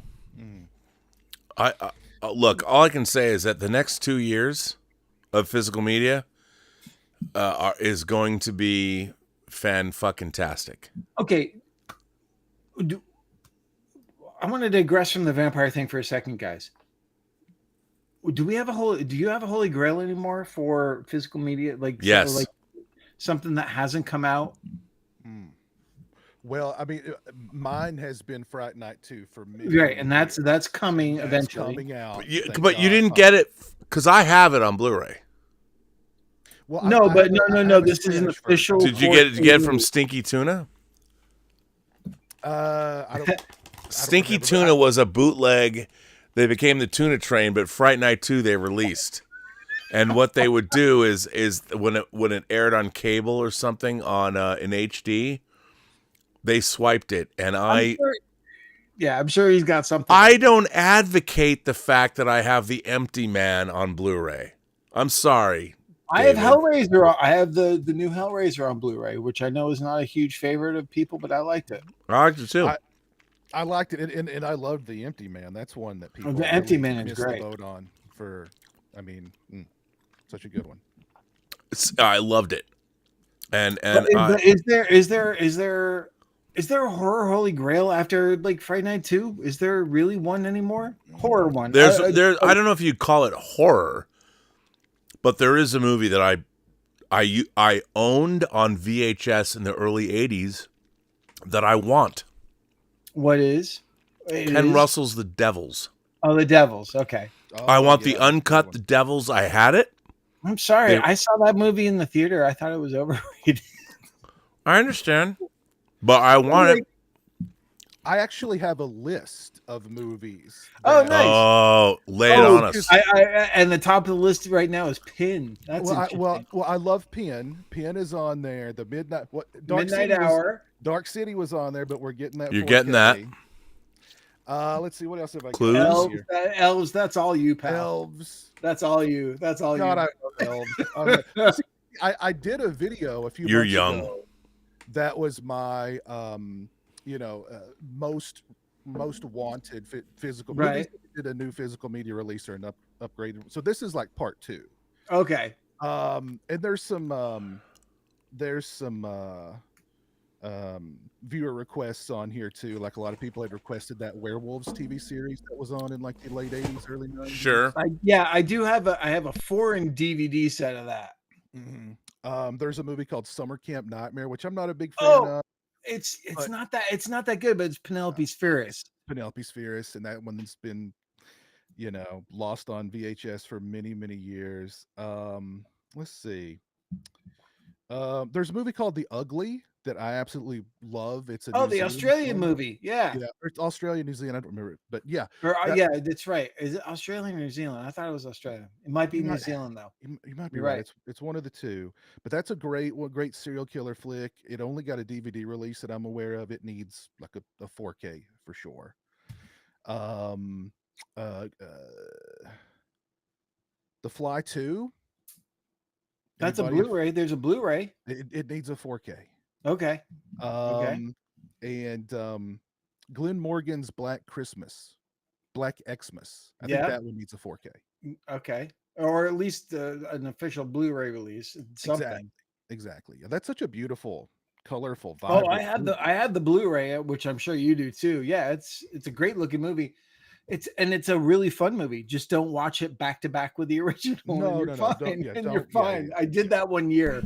We watched the original and then that. Okay. One back to back. Okay. Can I ask you guys? Can I ask you guys a philosophical question? As someone who has worked in home video since 1980. Literally, that's when I first started working. That's how fucking old I am. He worked at Scarecrow Video in Seattle. No, Scarecrow Video didn't even exist until the 90s. Oh God! Please don't tell us your. No, I'm not gonna. No. Where's the no, first dude. No. Listen. Halloween. No. Here's the thing. The question I have for both of you, Piz, because we don't know each other. I don't know your answer to this. In terms of. Obviously, it takes money to make transfers, especially 4K. You have to have the equipment. It takes time. There's human labor involved. How would you prioritize movies that get transferred into 4K? Should they be based? What would your criteria be? Like, there's a few things you brought up that are admittedly fringe, and it would take. How do you? And by the way, there's no judgment in this. I'm just because I get asked this question all the time. People say to me like, "Why do you want a 4K of Outland? It's a remake of High Noon. It's not great." And I'm like, "It's great." It's Sean Connery. It's Peter Hyams. It was the first Introvision movie. There's a lot about Outland. There's a Jerry Goldsmith score. There's a lot to love about it. Why shouldn't we get it in 4K? There's a lot of people who ask me these questions, and I always, in my mind. I'm always trying to prioritize. I'm thinking about in terms of cinema history and what do they mean. But that's what they mean to me and where I lived during the time that I saw them. So for you, you're probably younger than me. So the things that meant something to you are different than what meant something to me. So when you make that list, your list is not invalid. Your list is valid to you based on a different time, and things change. So I'm always interested to hear if you had to, and you have a list, the list you just gave us, is that in order of importance to you in terms of you personally, or do you think that that's what matters in terms of preserving the art of cinema? Well, I mean, that even though that list was numbered, that's not like top priority down. But it was a good list. I mean, I think your list is very interesting, and I'm like, that should be taken into consideration. And looking at what all the boutique labels are doing, my God, they're one of the movies that would be at the top of my list now that Friday Night 2 is coming out is a movie called Psycho Cop. I'm probably the only person on the planet who wants Psycho Cop on Blu-ray, but by God, I want it. You are not the only person. Not there, I'm sure. There is a person that watches this channel. I haven't heard from them in a while. Psycho Cop is their number one film. The number one film they want more than anything else. And I've looked into it. I've been watching. Is Psycho Cop coming? Is it coming? Nope. Nope. Nope. And it's your co-host, Dieter You Bastian. are the second person. No, it's not Dieter Bastian. I'm kidding. The second person that's talked about Psycho Cop. I'm glad I'm not alone. You are not alone. It almost came to Blu-ray. They did interviews. It was happening, and then something happened, and it did not. Hey, wait. Let's talk You know, about my favorite movie that I don't have on 4K that I'd love to have is a movie called Free Enterprise. Oh, you shill. I've heard of it. Dave's in it. Well, when are we getting The Hills Run Red on 4K? Never. It can never be. It can. The thing is, the Blu-ray is now is officially out of print. There can never be a 4K because they never cut negative. The negative is probably thrown away. Oh no, it wasn't thrown away. But they'll never conform negative, so they can never actually do a 4K transfer. They would have to spend hundreds of thousands of dollars. No, they would just upscale it the way they've upscaled a lot of 2K transfers. Oh God, that would be awful. But they wouldn't. No, but that's look, dude. The Scream Factory Blu-ray of The Hills Run Red is the best it's ever going to be. It's the best. Is the most self-indulgent Blu-ray ever made. And you know what? That's the thing. I was talking to our screenwriter Dave Scow today, and there's nothing left to be said about that movie. I can honestly say those tapes that I was carrying around, there is nothing on those tapes left. I put it all out there. Yeah. It's a shame that they should have given that one the collector's edition status. We tried. I mean, that's why I like. Well, do you know why? There's reversible art, but they would not do a slipcase. They wouldn't do any of that. I was like, here's the thing. Warner Brothers was supposed to deliver Scream Factory another title, and they couldn't do it. Or the consolation prize. That is what Rob likes to tell me, so I can feel bad. No, don't feel bad. Here's the thing. Dave thinks it's. I'll be right back. I think it's we got lucky. I mean, you know, here's the thing about The Hills Run Red. We were supposed to make it for $350,000. That's what we we're going to do it for. And the company we were doing it for they brought it to me because they like Free Enterprise, this movie I directed and stuff, and they're like, we want you to do this. We want to up our game. And I was like, you know, I want to produce a movie, and I think Dave Parker should direct it. And we were all working on Chronicles of Narnia and Superman Returns and all this stuff. And so to me, we were going to make this movie for $350,000, and they didn't believe us. So they're like, you need to make a trailer and prove that you can do what you say you're going to do. And I'm like, okay. So what I had done was I told them, I said, I have to get production insurance. You can't have production insurance if somebody trips and falls in your office and they break their leg or something, you're liable for it. So we had to get production insurance. And so they said, you have to make a trailer, and Dave is going to direct and I'll produce. And I said to Dave, we've got to do it like a commercial. Every single shot has to be done. And Dave brought all of his creativity to bear. And he knew what Babyface looked like. He knew what he wanted to do. He had storyboards done. I made him cut an animatic together. I would say this. If someone came to me and said, should Dave Parker direct? He always says this. Because he can't deal with it. Dave Parker, the entirety of The Hills Run Red exists because of Dave Parker's vision. Yep, it really does. We were brought a script. And I don't want to downplay the fact that we had Dave Scow rewrite it. It was great. But we would never have had the opportunity to make this movie if Dave had not brought his vision to bear on the trailer that he directed, that we were given $10,000 to make, that they believed I scammed them. Was ridiculous.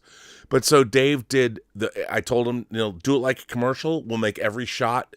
And I even printed them out big and made a whole big sheet of every shot. We did it, man. Not only did we do it, Brian fucking Singer came to our shoot and watched Dave work. He didn't have to do that. And I'll tell you something. He made this trailer. We go into a meeting. Brian opened the door for us. We went into Warner Brothers. We showed the trailer that Dave made. That trailer sold them on the vision. Now, we had Dave Scow's script to back it up. But we had to earn it. If Dave... we definitely had to earn it. No, Dave, but Dave's amazing. I mean, he didn't just have storyboards. He animated his storyboards. It's on the disc. You can see it. He knows. He's seen the disc. Mm-hmm. I'm saying for the people out that are watching this, I'm just saying. I appreciate it. That's a great, but it's funny. Hindsight is weird, as Piz knows, because we've done a whole show talking about all the stuff and everything. It's just like, you have to understand, I don't know Piz, so I don't know what he knows or doesn't know. I know, but he was nice enough to have me on the show, and we did this great long talk with and then Todd Farmer, who is a screenwriter of My Bloody Valentine, and Jason X, and Jamie Blanks, who joined us on the show and everything. Jamie Blanks sent me an email coming back to the States.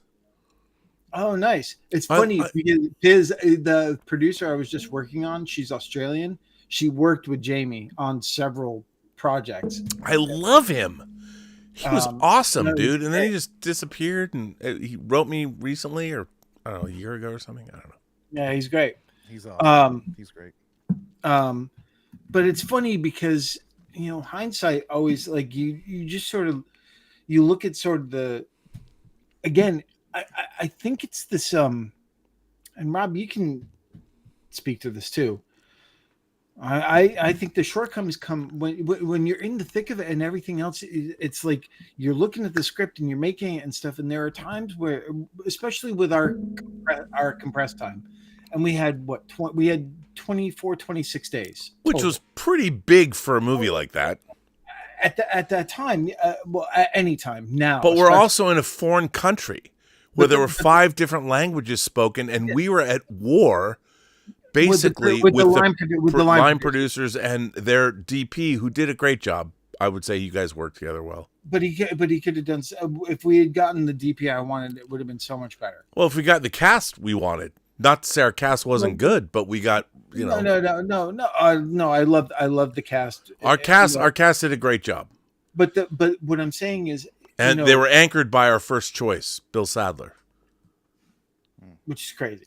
Who, by the way, co-stars in True Noir, the audio drama that I directed and produced and co-created with Max Allen Collins and Mike Bodden. Go to truenoir.co. No, really do go and get it. No, and it's fantastic, guys. It's really worth it. If you like audio dramas, it's 4.5 hours, but it requires your attention. But that's the thing. It's like, who else is in it? Michael Rosenbaum's in it. If you like basically listening to a movie in your head, and this is not me shilling it, because I listen to a lot of audiobooks, and I listen to audiobooks that are dramatized. This really, because Rob did it, and I'm very proud of him. Thank you. Is on another level. It's really on another level of basically this movie in your head, and that's not. That's what I was going for. it's not an easy thing to do at all. And now you're putting out the score, the original score. Oh my God, the score is so good. Who did the score? Alexander Bornstein, who, by the way, has made some incidental music for Andor.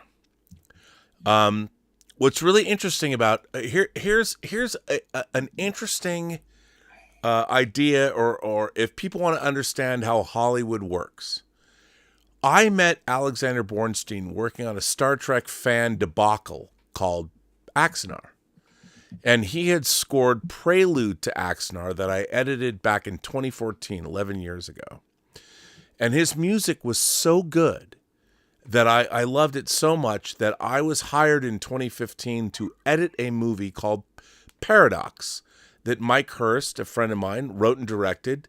Low budget movie, less than $1 million. And I edited the film, worked on it for 4 months, and we started getting music for it, which was, I thought, not good. And I said, guys, I got a guy. I know a guy. And it was Alexander Bornstein. And he came in and fucking killed it and scored a Paradox. And the producers of Paradox liked his score so much that they hired him to do another movie, but they were kind of shysters and they didn't pay him or whatever. He wrote the music for my YouTube show, Robservations. He also did some music for Tango Shalom. And his career has gone up. And I called him up about this. I said, listen, I'm doing this audio drama and I need a soundtrack the way a movie would need a soundtrack. And I need you to do it for me. And he is like, well, okay, but every time you call me, something has happened, you know. And I said, okay, you know, mostly composers do things electronically. He brings in real players, like real horn players. It's a jazz score. He brought in sax players, trumpet players, and I said, well, you'll have to do like an hour of music. He did probably 3 hours of music for a 4.5 hour audio drama. He crushed it. So one of the Kickstarter goals is a soundtrack album. So for the very first time in my life, I've been producing you're going to get a double disc soundtrack CD of basically 2 hours of music. And it was incredible. His music is incredible. And it was kind of like working on Hills Run Red. One of the great things about the movie was the soundtrack. Dave, you have a Perez Saraband. Oh my God. Yeah, Freddie Weidman's score is fantastic. It's one of the highlights. One of the real pleasures was because when I first met him, our composer was a studio suggestion because he had done Return to House on Haunted Hill, which was Dark Castle's first direct-to-video feature. Luckily, the director of that, Victor Garcia, is a very good friend of mine, so I could go, hey, how is this guy? And he was like, oh, he's fantastic. I would use him for everything. And he has continually on his projects used Freddie as well. So at first I was very like, I want this to be very 80s and very like synth and Carpenter-esque and shit like that. and Freddie, our composer, was very much more of a orchestral guy. So honestly, after talking to him for a little while and hearing some of his stuff, I was like, cool, we'll go for it. It was like, because I didn't think we would even be afforded like that. And then he got an orchestra out of Prague or Hungary, I think, to do a lot of the score. We got an opera singer. We just did we got to do some really that was the post process, and that part was the nice part because we were sort of left alone. It was amazing. It was amazing how this tiny little movie was so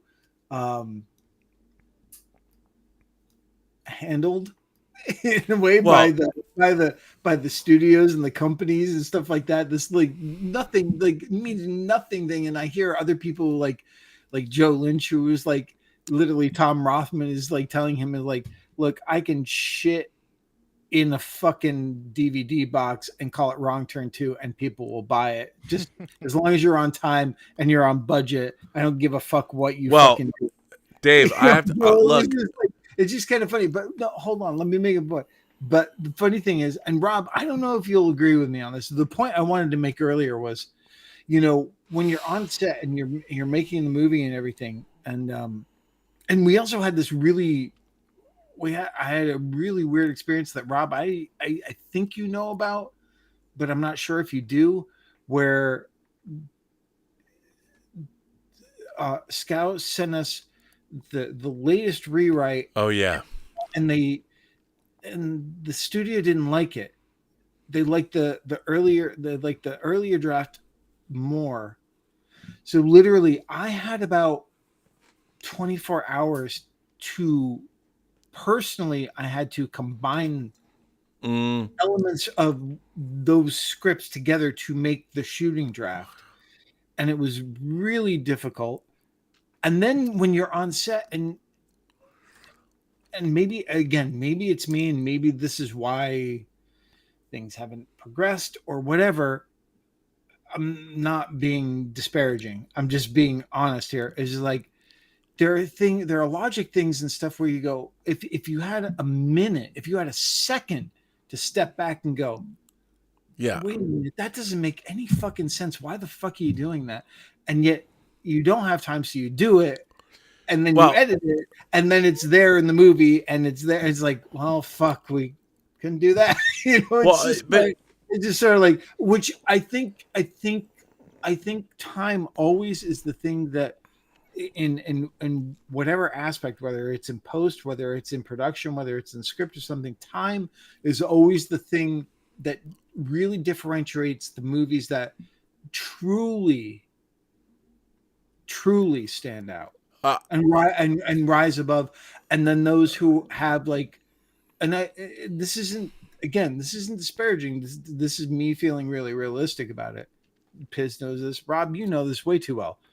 I think our movie has a lot of really interesting things in it, but it doesn't all coalesce into a very, like, there's special things about the movie, but I don't think it all comes together in the way, you know, small other little scrappy indie movies do. Well, okay. Sorry. No. Wait. I completely agree with you. Now, from my perspective, everything you just said is absolutely true. Now, here's a funny thing about you and I. No one knows. I'll be honest. No one really knows The Hills Run Red. It's a fringe horror thing that people talk about. It is. But because it wasn't Nightmare on Elm Street, it wasn't Halloween, it wasn't Hellraiser, it wasn't all. But for us, we took an opportunity that we had and made it bigger and bigger and bigger. And we got to go to a foreign country, Bulgaria. We got millions of dollars from a studio. We had the man who produced Die Hard, Lethal Weapon, and fucking Predator make our movie. He was an executive producer on our film. And the thing is, we got to do this because we were starting to make a $350,000 movie with these yo-yos from New York. And then based on your vision, we got to expand it. And based on work, and I would say this. So it's all a win. So it was all, but we never had true control over it. And I would say, like, when Toby Hooper was making, you know, and Kim Henkel and all the people that were making Texas Chainsaw, they got to do whatever the hell they wanted to do, you know, and they were working in their own milieu. You and I, these indie film guys, were suddenly we were thrown into the studio system, and we did what we were like clandestinely went in there and we made this movie. I will never forget when I said I go to the people I knew at the studio. I said, hey, I would like to get a version of the film that I can show in theaters. You know, can I have it made? It was going to cost like $2,000. And they're like, this is a direct-to-video movie. What are you talking about? And I'm like, well, there are film festivals around the world that I think would like to see this movie. And they were talking to me like I was absolutely insane. It was a digital tape format at that time. And they're like, why would you? It still is. Well, yeah, but they're like, why would you want to do? And so they agreed, and they spent a couple of grand to make it. My dream in life. I grew up in Seattle. I grew up at the Seattle Film Festival. I saw The Empire Strikes Back there. I have a poster on my wall for the 10th Seattle International Film Festival that is right there. It appears in Free Enterprise 26 years ago. I wanted to make a movie. One of my goals in life was to make a movie that would play at the Seattle International Film Festival. Dave? And we did it. We know. We got to go to fucking Sigis. You got to go in a limo with Herschel fucking Gordon Lewis, the Wizard of Gore. Yeah, it was pretty odd. That was pretty great. And then you went to London. And then, and that's the thing. London was terrifying because it was opening night of Fright Fest. Opening night, right after Triangle, the movie Triangle. Yeah, from Australia. Yeah, and it's a 1,500 seat theater, packed. Opening night, terrifying being there, but it was fun. But here's the thing. But this is a win. Of course, it was a win. It was a win on every level. Like, dude, look, it's not Halloween. It's not Black Christmas. It's not the fucking Beyond. It's not Reanimator. It's not any of those things. No, but it was never supposed to be. But we took some little tiny thing, and no one will remember us. But for us, it was a fucking epic win, dude. But the nice thing is that the mask will last. Well, I look to Piz. Check this out. So the poor guy. He's listening. Like we're having an encounter group session, like therapy. but so here's the thing. So in March of yeah, he's our therapist. So like in end of February, early March of 2020, I get a call from Scream Factory. Shout. And they ask us, they ask me, they're like, hey man, we're gonna release The Hills Run Red on disc. They didn't reach out to you first. They reached out to me first, pal. Well, I don't because I had already done stuff with them. Okay, so had I. I did Life Force. Yeah, great vampire movie. Yeah, I'm just saying. I had done documentaries for them already. Okay, well, look, dude, I don't know if they reached out to you. I'm just telling you what my truth. My truth is that somebody calls me up and goes, "Do you have anything you can put on this disc?" Like, nah. And I'm like, I shot 30 hours of video that's been sitting on a shelf for 12 years. And then I talked to you, called you. Maybe you already knew, or I don't know. I already knew. I mean, great. Then you already knew. I didn't know. They called me. I didn't know. And the pandemic starts, and we made the most self-indulgent Blu-ray special features that exist. Yeah, because who else is gonna? No, anyway. We were nominated for a Rondo Award, dude. I know. We lost to what? Dawn of the Dead? If I can add, I didn't even vote for us. I voted for Dawn of the Dead. You bastard. If I can add one thing, being a big horror fan who was around at that time when the movie came out. Wait. Hold on. What? Contextualize this too. You're not just a horror fan. You're in the Mutilator 2. Well, that's true. That's true. I am in the Mutilator. The Mutilator 2, Rob. I'm and it still hasn't come out. Where is this movie? They're holding it for the holiday season for award consideration. Oh, no, clearly. So, which is good. But as somebody who is all up in all the horror stuff, like when The Hills Run Red was coming out, it was a big deal. It was something it was on a lot of people's radar. It wasn't a fringe thing then. Like it was a big deal, as I recall, because it was a Warner Brothers release, because It was. silver, And it was released because- close to Trick or Treat.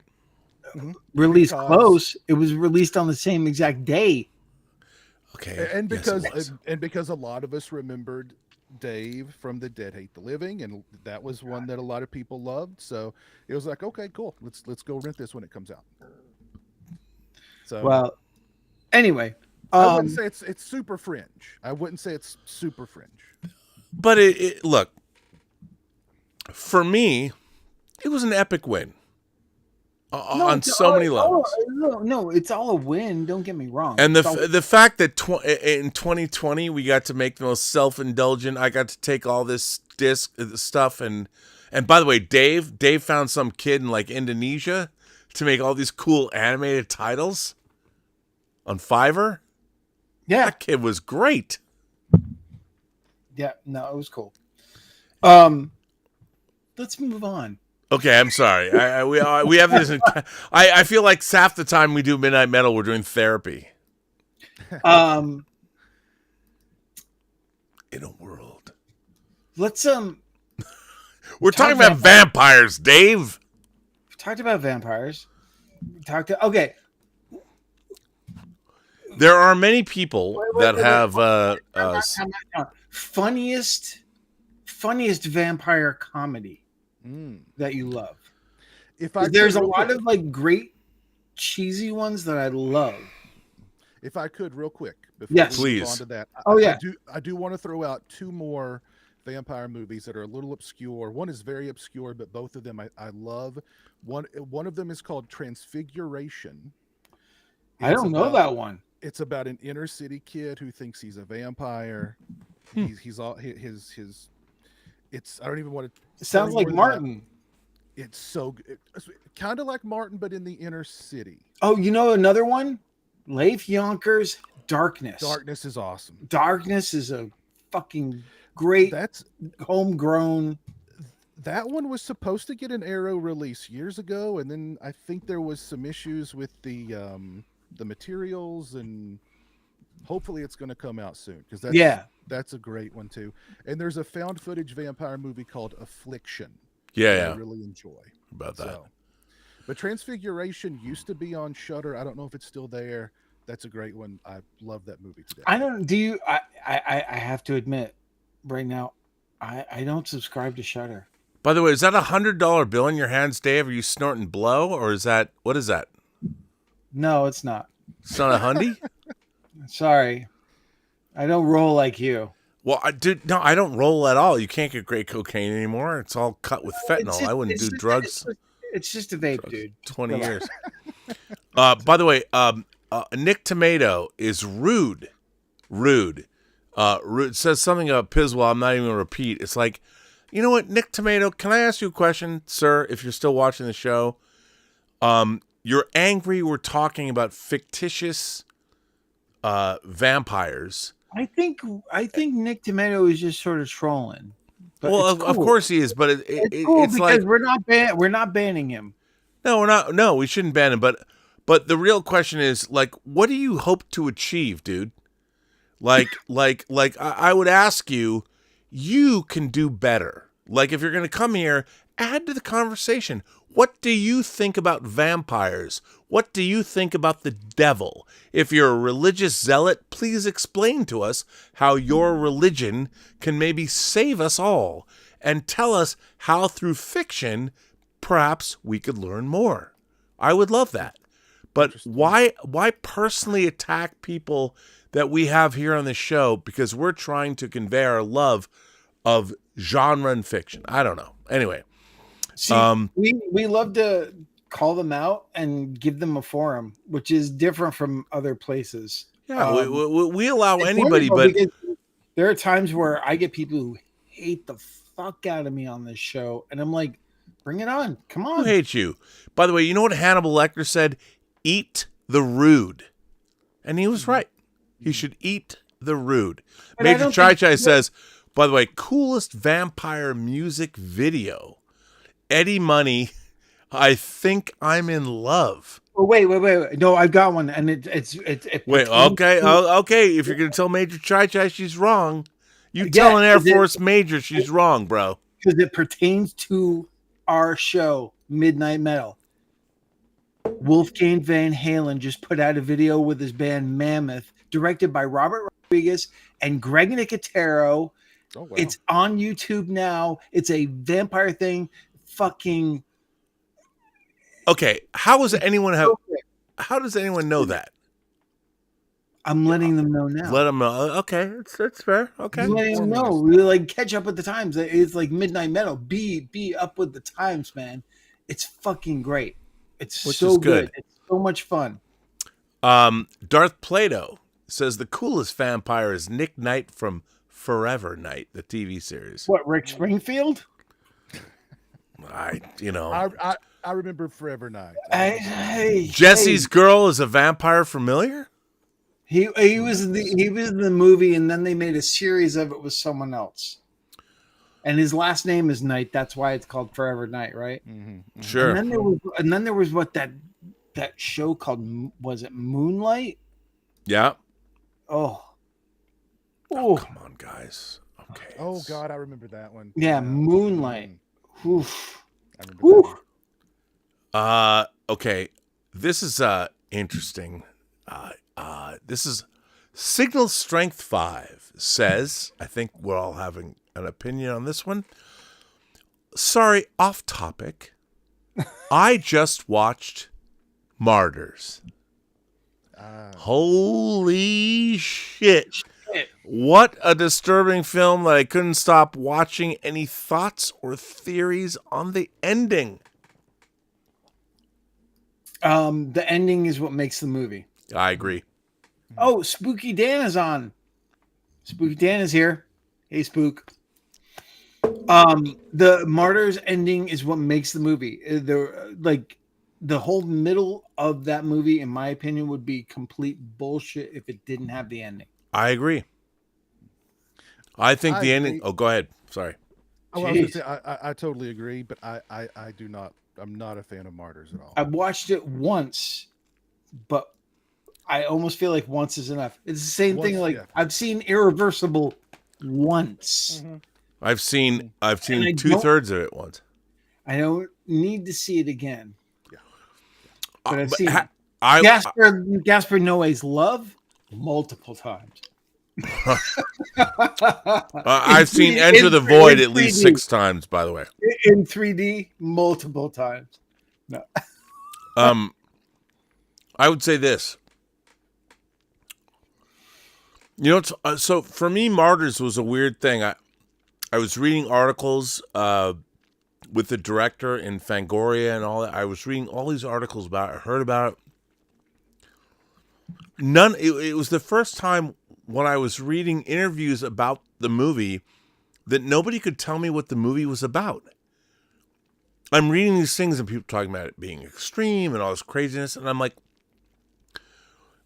I'm an astute consumer of media. What the fuck is this movie about? I had no idea. I keep reading about trauma and all this weirdness. I had no idea.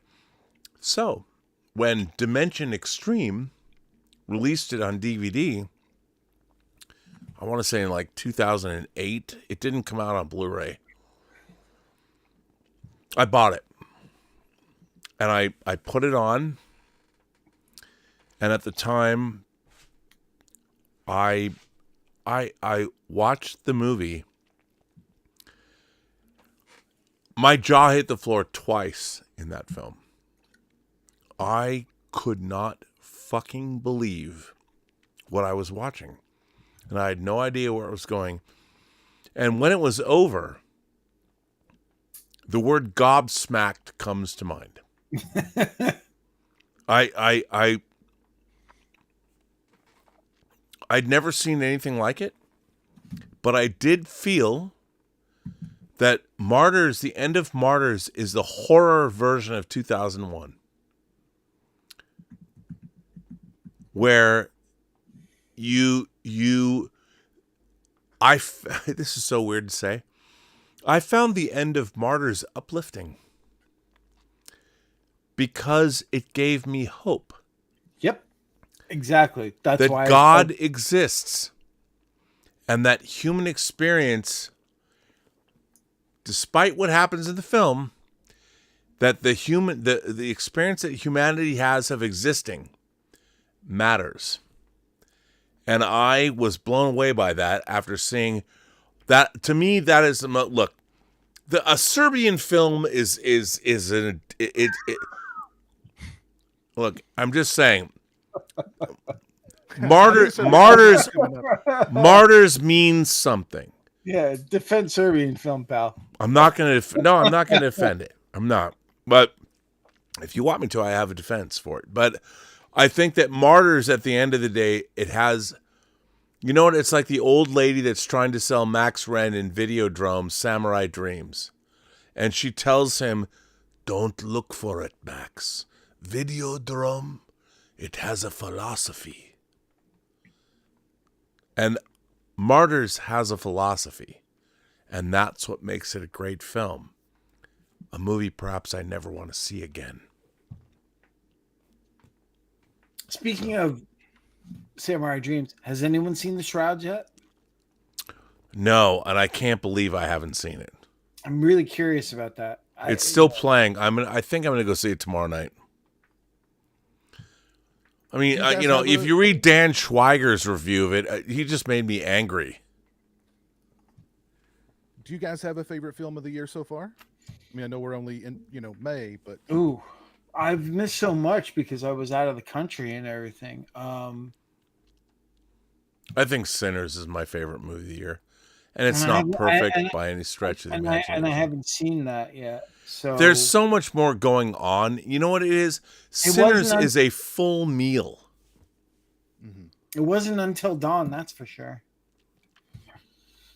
Sadly. you'll get in trouble if you compare it to Until Dawn. No, I'm not comparing it. I'm just saying what I saw. What my favorite of the year definitely wasn't Until Dawn, which I'm disappointed by, because by the way, I had hopes for it. You guys, DUI Champ sends in a super chat and says, I just want to throw this out there. Your childhood hero usually becomes your lifetime hero. Duncan Rieger played Dracula in Monster Squad, but he's also the greatest Zorro ever committed to screen. I didn't know that. I didn't either, but I think DUI Champ has... My childhood hero was William fucking Shatner, and I wrote and directed a movie that he starred in, so it worked for me. And Duncan, his Dracula is definitely a very memorable. Oh, he's great. He's great. He's a great Dracula. So good. When he picks up little Gertie, and he says, give me the amulet, you bitch. Like, that wouldn't fly today. But that's a great know. I always feel Fred Dekker is such a great guy. He's such a talented guy. And when I met him, I felt like, oh, I'm it's like, yeah, that's great that you're telling me this. I wish you were a studio executive who could give me a job, because it's like, that guy is so talented. I love Fred. He's great. Part of the Pado guys. The studio system just chewed him up and do you know Fred Dekker worked on the first season of Star Trek Enterprise? What? He worked on what? The thing you can't say on the show? He worked on something. Fred Dekker worked on... Yeah, you can't mention those words. Those two words don't belong on the show. They don't exist. Yeah, but then you're going to say Fred Decker's work doesn't exist? Why do you got to do that to him? He worked on many things.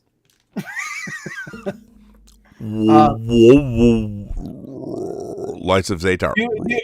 So, do you have a cinematic sort of childhood, hero type thing? Oh God, I mean,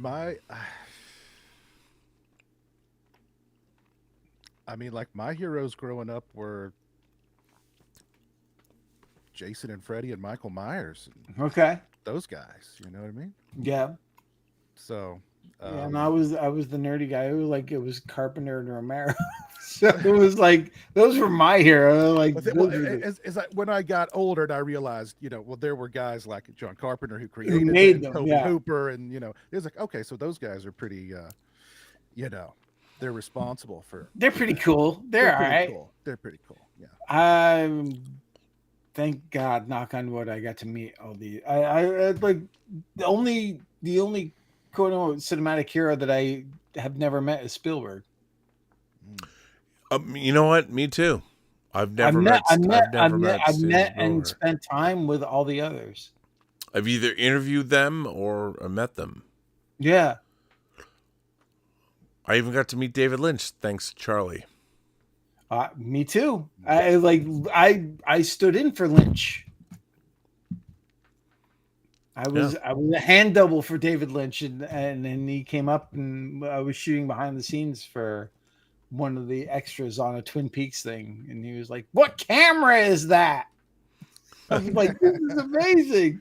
I'm talking to David Lynch. This is fucking incredible." And by the way, last week we played horror trivia, and I won the entire Twin Peaks box set. Nice. You mean Twin Peaks Z to A? Yes, that one. It's a great box set. I'm sending it to Max Allen Collins. It's right over here. Thank God. He's the one who won your contest the last time we did Midnight and you're giving it away? No, he didn't win it. Oh, you're just giving it to him. Well, I have multiple copies. Mm. People just send me shit. What can I say?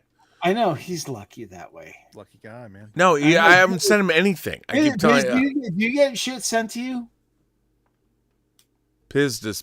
You mean Piz? Yeah. Do you get some stuff? Yeah. You do? Okay. Yeah. I bet Kino Lorber sends you stuff. I've never asked for anything from Kino Lorber. Okay, Kino Lorber is the greatest. They have increased my physical media collection by half. My God, they send you everything. You know what they're coming out with? One of my favorite underrated movies. Again, and Scream Factory already put it out, but I'm glad that they're doing it in 4K. No, they're not putting. It's actually no, it's not in 4K. They're just putting a Blu-ray release out again. But I'm glad that they're keeping this movie alive. I'm Madman. Oh, I love that one. Oh, I love that. I love that movie. I saw that because it's our friend worked on it. Randy Randall Cook. Do you know that was the first movie I ever saw at the big the Grauman's Chinese Theater? Was I Madman? I did not know that. In the big theater. All I know is I spent hours with Randy Cook in New Zealand interviewing him for the Lord of the Rings special features. I spent so many days with Randy in the office right next to me at full moon. He was doing this movie called Demon in a Bottle way before he went to New Zealand to work on Lord of the Rings. And he was creating a CGI character then on his own. I loved him. I love Randy Cook. He's amazing. He's fantastic. He reminded me of if stop motion animators, just CG animators in general, were a person, and someone asked me, "What is Randy Cook like?" He's like the Harlan Ellison of animators. Yes, it's so true. He totally is, because he's a cantankerous bastard, and he doesn't suffer fools gladly, and he wants to make shit amazing. He's like, let's just make this great.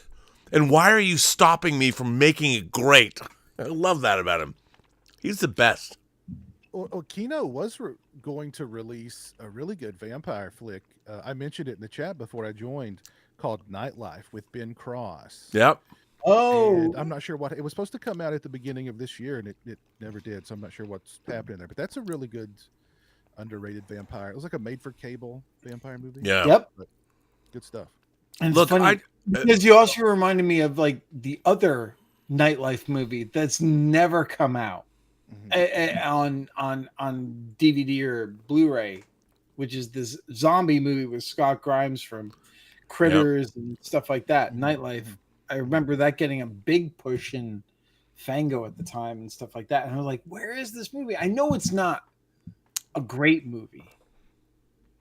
But well, it comes like out. It's one of those one of the lost gems. It's a lost gem. Well, there's so many of these films that have passed. The real problem is the production companies that made them. They get passed between library to library to library. They're acquired by different companies, and they get kind of lost in the shuffle. So the companies don't even know they own them. And right. and I have to say, like, look, I've often said on my YouTube channel that watching movies is a skill. You have to learn how to do it. And people are like, what does that mean, Rob? I mean, I'm like, well, you have to learn how to shut the fuck up, put your phone away, and give yourself over. The theatrical experience is a sensory deprivation tank. It is designed to... no one who built movie theaters knew there was going to be social media or phones. And I even had somebody take me to task because I was talking the other night on my own show. I said, fuck you, people that are worried about social media. And he's like, somebody's like, well, what about people who are mentally ill? And what about the fact that we have... and all this stuff. And I'm like, then don't go to the movies, man. I mean, the idea is, like, if you have a problem sitting alone for 2 hours and you need to interact with something outside of that experience, don't go to the movies. Simple as that. You don't get to disrupt a theater full of 1,000 people or 500 people. You do not get to do that. And people are like, well, what if there's a problem? Like, great, then don't go. When you go in, what we have forgotten, there is a social construct about living in a society. We all live in a society. But when you're living in a society and you go to a movie, we all pay money understanding there are no stupid douchebags that are in the theater. When I was growing up, do you know what never happened? No one ever turned on their phone because for the first, from 1906, when the first feature was made, to 2007, which was 101 years, there were no fucking smartphones. So for the first 100 years of cinema, no motherfuckers ever opened their phones in a movie theater. And then suddenly, after that, everybody became rude douchebags because they were dumb and they were not properly educated or socialized, and they suddenly thought that they were more important than the entire civilization that they had joined. And if you walk into a room with 600 people in it and you think you could pull out your phone because, whatever your experience is more important than the other 559 people in the room, fuck you. You're the problem. You're why our civilization is crumbling, because you're dumb, you're rude, and you should not think that whatever's going on in your life is more important than the 559 other people that paid to have this experience that you are fucking up for them. And I am so goddamn tired of it. People are like, I'm ADD. And someone's explaining why they should be given special dispensation. I'm like, hey, motherfucker, don't go to the movie. Don't go. Don't go see it. I don't care about what your mental disposition is. Don't go to the film. If you think that you can walk into a room with 1,000 people and you can look at your phone because, my mental disposition, don't fucking go. That's what Rob, being in a civil... Yeah. You're peaking your mic like fucking crazy. Sorry. Fired Just up. saying. And never mind. Hey, Piz, I've watched the streams with you and other people. You never get this kind of fucking rant. It's so fucking. It's like you're so nice. He's just sitting there going, "Oh, what did I get Yes, myself but into here?" but I would ask It's you like both. Rob's very. Am I wrong? Am I wrong? Welcome. Rob's very passionate, Very passionate about things. No, I get it. I get it. I mean, look, I almost have developed. There for a while. I mean, I really went to the movies less and less because I'd almost developed like a social phobia because I knew like somebody's going to ruin it. Like somebody's going to sit. There's going to be the two people who sit right behind me, and the one person has to explain to the other person exactly what they just saw on the screen. Sure. Or there's going to be like the people who bring the screaming kid to the movie. You know what I mean? So there's going to be some sort of external something that's going to take me out of my enjoyment of the movie. So for a long time, I really didn't go to the movies very often. I'm curious, when you watch movies at home, do you generally, as much as you can, watch them interrupted? Like you sit down, you turn on a movie, and you watch it all the way through? Oh, sure. Yeah. I think these days the attention span is definitely abbreviated because like, oh, if the movie's not grabbing me immediately, I'm reaching for the phone, or like, oh, I'm like, well, let's maybe there, if especially if it's a streaming movie, because there's 9 million other movies on that streaming platform I can watch. Right. So but like if there's nothing better than like Rob was saying, it's a sensory deprivation kind of thing. You turn off the lights, you silence the phone, the periphery fades away, and you just become absorbed in It's movie, also whether you're at civility. home or the theater. You have to remember you're part of a community. What I find disconcerting, not to be ranting, is that people forget when you go into a public space, it's no longer about you. You have entered into what I thought when I was growing up was a social covenant. When you went into like a classical concert, for instance, you don't talk. You're there to hear classical music, and hearing or buzzing around. You are interfering with the entire, not only the people that have come to listen, but the performers. And it is incredible. It's an incredible disrespect that you're showing. And when I was growing up, it's like your parents teaching you to look someone in the eye when you shake their hands. You look someone in the eye and you shake their hands hard. You make sure your grip is good. And that becomes it's part of the social construct. Today, everyone thinks they're the star of their own show, that they don't have to abide by that. And I think that watching the way people treat being in a movie theater, which is a public experience, and how they're so really disrespectful. Excuse me. That's why I almost got in a fight with somebody at the Hollywood Bowl. These people came in at a class that our friend Dan Schweiger's wife Penka Kornikova her music was being played, and I actually turned and I told people to shut up twice, and some guy gets up and gets in my face, and they were drunk or whatever, and this guy gets in my face, and I'll tell you something, the way what I've realized is I do this. I'm like, would you like to go outside? Because I'd love to take you outside. Because you need to go there. And people just freak the fuck out. All you have to do is stand up to this rudeness. Now, that doesn't mean that I haven't met someone with a gun that'll pull out and blow me away. Most people are fucking cowards and idiots because this society, our beautiful American society, has bred a generation of cowards that have no backbone or strength or anything.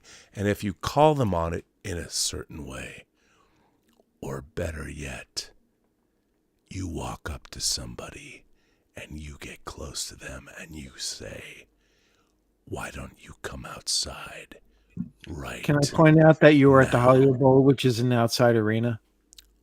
Yeah, and we were listening to a classical concert, and you know what? Come on, dude. I'm lighting I'll- up I'll the tell mood. you, Yeah, I'll tell you. I'm lighting up the mood here. I stood my ground, man, and that guy chickened the All right. fuck out. I'm just saying. All right. And most Hold on, people hold will on. because everyone's a. I won't say it's the Time out. whatever. Time out. Let's have fun. Let's have some fun. Are you not No, I having know. fun? I know. We're all having fun and everything. Are you Let's not have some fun. entertained? You know. You know what? You know what time it is, Rob? Yeah, it's 11:41. No, it's time for There Can Be Only One. Oh, well, hang on, Dave Parker. You are asking about what you would call There Can Be Only One, which is this. Ladies and gentlemen, boys and girls, if you're Dr. Dealgood, dying times here. There can be only one, the great game show of all time, only the way Midnight Metal can bring to you. And we've got Pizwell. He's going to play it for the first time. Piz is probably thinking right now to himself, what the fuck is There Can Be Only One? So we're going to go right here to Mr. Dave Parker. Dave, what is There Can Be Only One? Okay, the concept is this: aliens have come down and taken over the world, and they have, Like Diana and V? Because I'd love that. yeah, like V. And the aliens have taken over, enslaved us, and everything. And they've looked at our culture and said, "Well, we've decided that you can only have one of these things, and you have to choose. Uh-oh. No matter how painful it is, Oh, my God. there can be only one, and then the rest is wiped out of existence completely. No. That is, there can be only one." Okay, so Piz, are you ready to accept this responsibility? Like the three of us are the only ones that can decide. By the way, Dave, can our viewers suggest Yes, in the live chat please. or via super chats or tips? Yes, absolutely. Would you like to ask us? Now, Dave, tell us the rules. Like, there can be only one.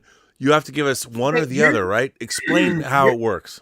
Well, how about I just give you an example? Okay. There can be only one: George Romero or John Carpenter. Oh, jeez. God damn. Fuck you, dude. Seriously. And you have to choose. That is, wow. Yeah, God. that's right. I mean, I know this isn't the question, right? But I mean, just thinking this over, it's like if I don't say George Romero, there's no such thing as zombie fiction, right? The zombies as we know it is wiped out. Wiped out. Yet The if we don't- slashers as we know it is wiped out if you go for John Carpenter. there wouldn't be the Ward. Oh, come on. Oh, Well, I mean, hey, some that's things not are good. nice. That's not nice. Yeah, there wouldn't be Bruiser and there wouldn't be the Ward. No, So no. you know, we kind of there's upsides to all. Now, hang on a second, though.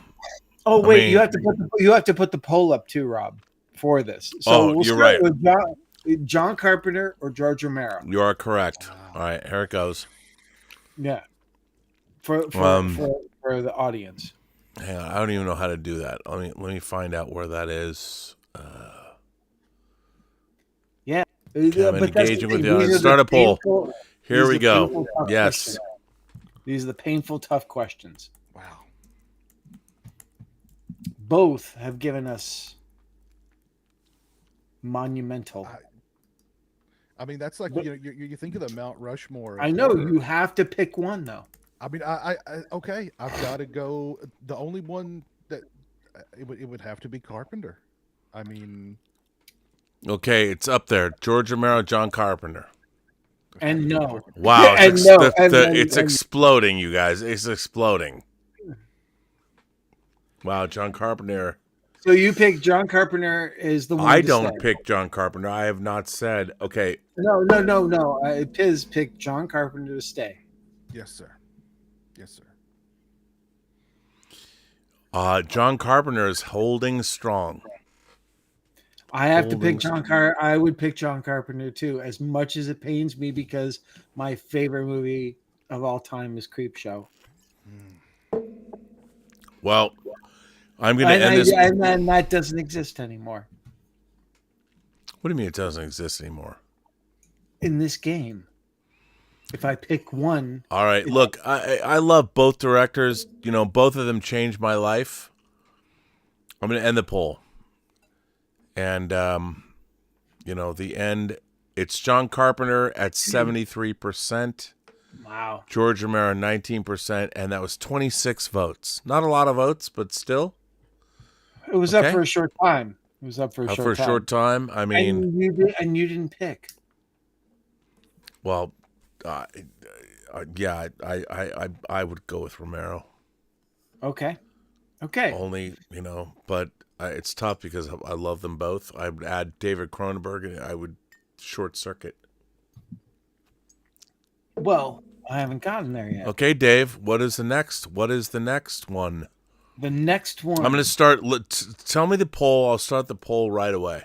Yeah, well, give me a second because we're doing this on the fly. It's kind of fun. Okay. In a world. Okay. Do it on the fly. David Lynch Okay. Oh. or Got David Cronenberg or David Cronenberg. I knew that's where you were going. I knew that's where you were Wow. Yeah, I was doing the two Davids. He set it up for me. Cronenberg or Lynch? Starting the poll right now. There you go. That's a tough one. It's a tough one because both gentlemen are They're interested supposed to in be tough. different things. Cronenberg is Yeah. wow. Wow. supposed to Okay. be tough. It's exploding. It's exploding. It's supposed to be tough. Wow. I'm going with Lynch. I'm keeping Lynch. You're keeping Lynch. Keeping Lynch. This is an keeping interesting post. I mean, I'm keeping Cronenberg. I'm keeping Cronenberg. dude, it is neck and fucking neck. Wow. Rob, what's your choice? Cronenberg. Okay. I would say because I'll tell you something. David Lynch was not always an auteur. He directed other people's screenplays. But most of the time, I mean, it's a...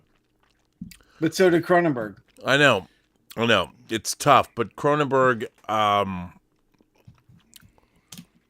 think, believe it or not, I never thought I'd say this in my life. Cronenberg is more accessible. David Lynch never made a film that was more accessible. I mean, people might say I think The Elephant Man is probably his most accessible film.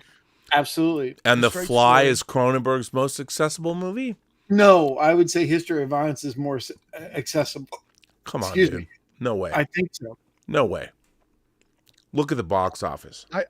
I think it at one point in Cronenberg's career, he said, "Wait a minute, screw this body horror stuff. I want my Oscar." And he went for Dead Ringers. Well, Dead Ringers, and then you get into History of Violence, and you get into Eastern Promises. But then remember, he also gave us Crash. But he also gave us M. Butterfly, and he did a Crash and Naked Serious Lunch, Method. You know, and Naked Lunch. But see, I love Crash. So like this was a difficult. I do too. But that was that was based on Ballard's book. I know, and I love the book too. Rob and I had a wonderful Crash story. We do. Tell it, Dave. We both went to the test screening of Crash. Oh wow! At the Sunset 5. At the Sunset 5. Wow. And we were there with a whole row of us, and we watched the movie. Temp score, not finished. And everyone in our row, except Rob and I, hated the movie. Rob and I were sitting there like buzzing after the movie going, this is something so special and different. and we're all talking about in the lobby, and everyone else is talking about how they didn't like the movie and everything. And I look over, and Cronenberg is right over there, right over Outside. talking with Jeremy Thomas, the producer. And I was like, Rob, Cronenberg's right there. We got to go talk to him. And we did. And we did. Don't change a thing. And we were like, you use scanners as a temp score. Don't change a thing about this movie. It's so great. And he was so much shorter than you would ever believe, because I'm so used to a Nightbreed looking 6'5" or something. Right, and he's like 5'9". It's like, do you know what though? I would say, like, okay, so right now in our poll, David Lynch is ahead of David Cronenberg. It's 54% to 43%. But I don't believe that our audience has seen even enough of both gentlemen's films to make that assessment. Hey, it doesn't matter. That's what this whole game is about. I understand, and I'm going to end the poll. The poll is ended. Let's do another one. So wait, hang on. I just want to say that Signal Strength 5 says, sorry, off topic. Oh, I got the Martyrs thing. DUR Champ says, oh wait, I've already got all the things. Boy, Nick Tomato said something. It's just rude. Why would you say that? Come on. Oh, what'd he say? It's not worth repeating. I know. I like Nick Tomato. I like what he says. I don't. It's just rude. Okay. You know what? It comes down to Hannibal Lecter. Eat the rude. It's like, dude, Nick Tomato. I mean, why go on a show that we're celebrating how much shit we love? Why be that way, dude? Okay, but I got another one. Okay, this one's a little different. This one's a little different. Okay, hang on. I'm starting a poll. So cool. All right, totally different. The Matrix or John Wick? Oh. Okay. It would have to be Wick for me. After the first Matrix, it's downhill. Okay, I agree. But the Matrix is so good, and it's so good. Well, I mean, that first Matrix. That's like what I'm saying. Generation. That was like a generation. But okay, but don't think of it not as a series. Think of it as an individual film. Wow, Todd Jones says, I'm my true narcissistic elitist self. Really? You think it only comes out when I'm drunk? Come on, Todd. I'm always my narcissistic elitist self. What are you talking about? Just saying. If it's the individual film, individual definitely film. The Matrix. The Matrix was that thing was huge when it came out. I was, that target demographic when that thing came out, and like everybody I knew, just that movie impressed. I think I'm going with Wick. As much as mind blowing as the Matrix was, I think at the end of the day, I would still go with John Wick. Wick is not doing well. I'm not surprised. I'm not surprised that it's not. But I'm one of those people too who always likes to remind everybody when they start talking about the Matrix, how Dark City how the Matrix ripped off Dark City, and you should go watch Dark City. So, oh yeah. Well, there are other things. There both of those movies were influenced by certain things since then. I mean, or before then. But nobody wants to hear if they're a Matrix fan, they don't want to hear about Dark City. No, they've never heard about Dark City, or they don't want the Matrix insulted in any way. But I would say that. I mean, look. I mean, you could say that any vampire movie was influenced by another vampire movie. Sure. And I would say that both The Matrix and Dark City deal with the same issues, but in a very different way. And the one thing that Dark City does not have is the idea of the digital world. You know, and it also doesn't have the Gods of Egypt prequel. Come on, Dave. You know as well as I do that the Gods of Egypt prequel about the entire planetoid that Dark City takes place in is one of the great prequels of all time. Maybe. I'm there for Gods of Egypt. I like that movie. I do too. It's I fun. love It's Gods of pure Egypt. fun. I mean, By the way, I know- it's I very know interesting.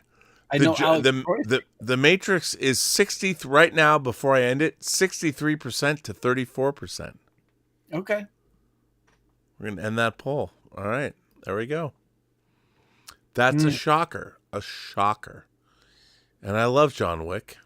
Okay, I think people like I think the factor there was the individual movie, not the series.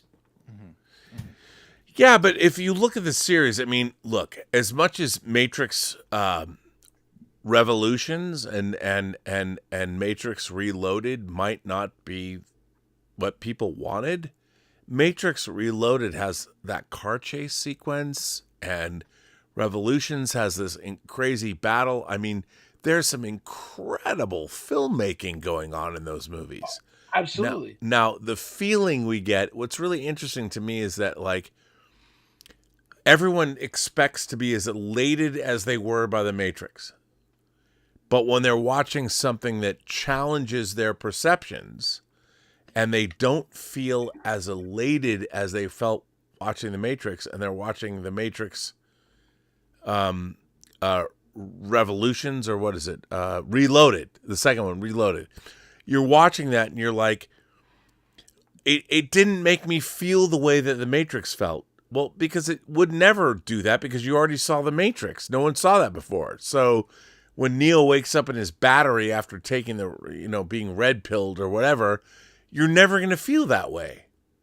So when you watch the sequel, and there's all kinds of craziness with the architect and the Oracle and the car chase and all that, is there any possible way that look, I love The Matrix. I think it's one of the great science fiction films of all time.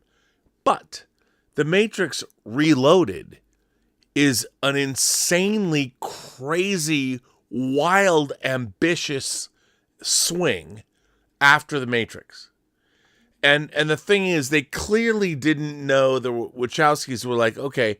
And when you watch The Matrix Reloaded, it's pretty fucking crazy. And they give you the car chase sequence. It's pretty insane. And when you watch it, you're asking yourself, well, my mind and my body wasn't as changed by the first Matrix, but I'm watching something that is unbelievably crazy. And you look at it and go, it's not as good. And yet, the people that made it are giving you some crazy motherfucking shit that no one's ever seen before. So what is it about The Matrix and The Matrix Reloaded? What is it about the two of them that aren't, like, one changes your world and one's like, kind of sucked? What's the difference? And no one can tell me. And that's what I'm interested in. What is the difference between The Matrix, because you'd never seen it before, and then you're getting another movie in that same world? What is it about that movie when they're clearly giving you the same kind of technology, amazingness, incredible storytelling? Why is that movie not as good as the first? That's the real question. And Anyway, why do you not like but it? that's not the game. Well, it is the game, because people. Okay, well, Answer I the have one. question. Actually, I have one. Okay, thanks give me to- another one. Please lay it on me. Thanks to Signal. Signal 5, Signal Strength 5, whatever. Lethal Weapon. Or Die Hard. That's a good one. Okay, guys. I think I know what the answer to this is going to be. Here we go. I'm gonna have to keep Die Hard. Yeah, Keeping Die Hard. I'm with Die Hard. Let's see what people. Oh, it's blowing up. Oh, it's blowing up. Wow.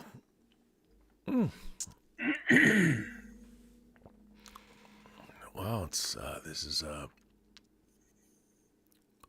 wow. Blazing Asian says Fright Night versus Psycho 2. Rob, take a shot. Fright Night 2, he said. Oh, I think. Did he So say no, Fright Night? that's what I said. Fright Night 2 versus Psycho 2. Rob, take a shot.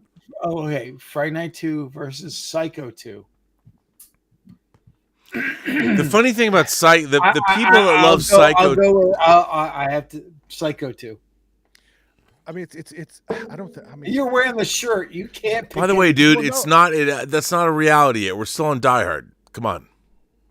Psycho 2 is like the best sequel, one of the best sequels ever. So I mean, it's hard to not pick Psycho. As much as I love Fright Night 2, Psycho 2 is like one of the best sequels ever. It's the sequel that shouldn't even exist. Exactly, and a The lot fact of that it's good is amazing. I know. I hear from so many people who prefer the sequel to the original, and I don't argue it. It's a great movie.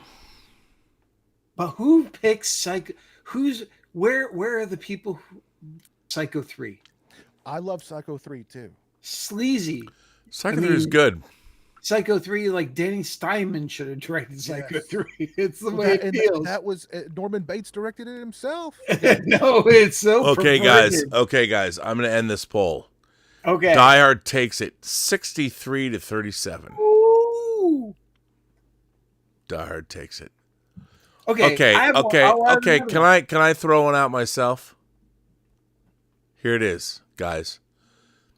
Here it is. Near Dark, because we need to know, Oh, Okay. Oh. versus, Lost Boys. of course. Mm. Here we go, boys and girls, whatever. See what's up. By the way, I'm going to say Whoa. Lost Boys will win by a wide margin. Oh yeah, I believe it will too. And they're wrong. Lost Boys right now is at 88%. By the way, a Poot Triet says best movie made from a fake trailer and grindhouse. Hobo with a shotgun or machete or Thanksgiving. Wait, we got to come back to that. That's a great question. That's a great one. That is. That is going to be a poll. That's a poll. I'm going to make that a poll. Okay. But back to Near Dark or Lost Boys. Boy, which one do you keep? Surprisingly, Lost Boys right now is only at 53%. Although people say no. No one said no. 10% of people say no. Do you know why? Because they haven't seen Near Dark. I respect. See, that's one that I see hard. posed by people on social media a lot, and you have the horror fan who hates anything that's even remotely mainstream, who will die on the Near Dark hill. Right? You Yeah, know what I mean? yeah. And I love both. But I'm going it's Lost always Boys. I'm going It's Lost always Boys. Yeah, for I'm me, going it's always Lost Boys. I would keep Lost Boys. As much as I love Near Dark, I would keep Lost Boys. Well, you want me to end that poll? It's only a minute ago, but 35 votes. It's not a big, but Lost Boys is 54 to 34, and there's 11% that's saying no. But I think that's good because that is a difficult one. There's people who love both and they can't decide, you know. I agree. So here's what we're going to do. I'm going to start a poll, and we are going to go. We're going to go to Poot Shoot Triet. So we're going to go to ask a question. Okay, best movie. We're going to go to, first of all, yes. We're going to go to Grindhouse. Oh, hang on. We're going to go to Hobo with a Shotgun. Okay. Machete. Yep. M-A-C-H-E-T. Machete. Sorry. Machete. Machete. Or Thanksgiving. And Thanksgiving. Here we go, guys. These are all movies that came out of Grindhouse trailers. So there we go. We'll see. Let's see where people. Oh wow, Machete. Oh wow. This is taking off. Taking off. You know, it's funny. Really. Yeah.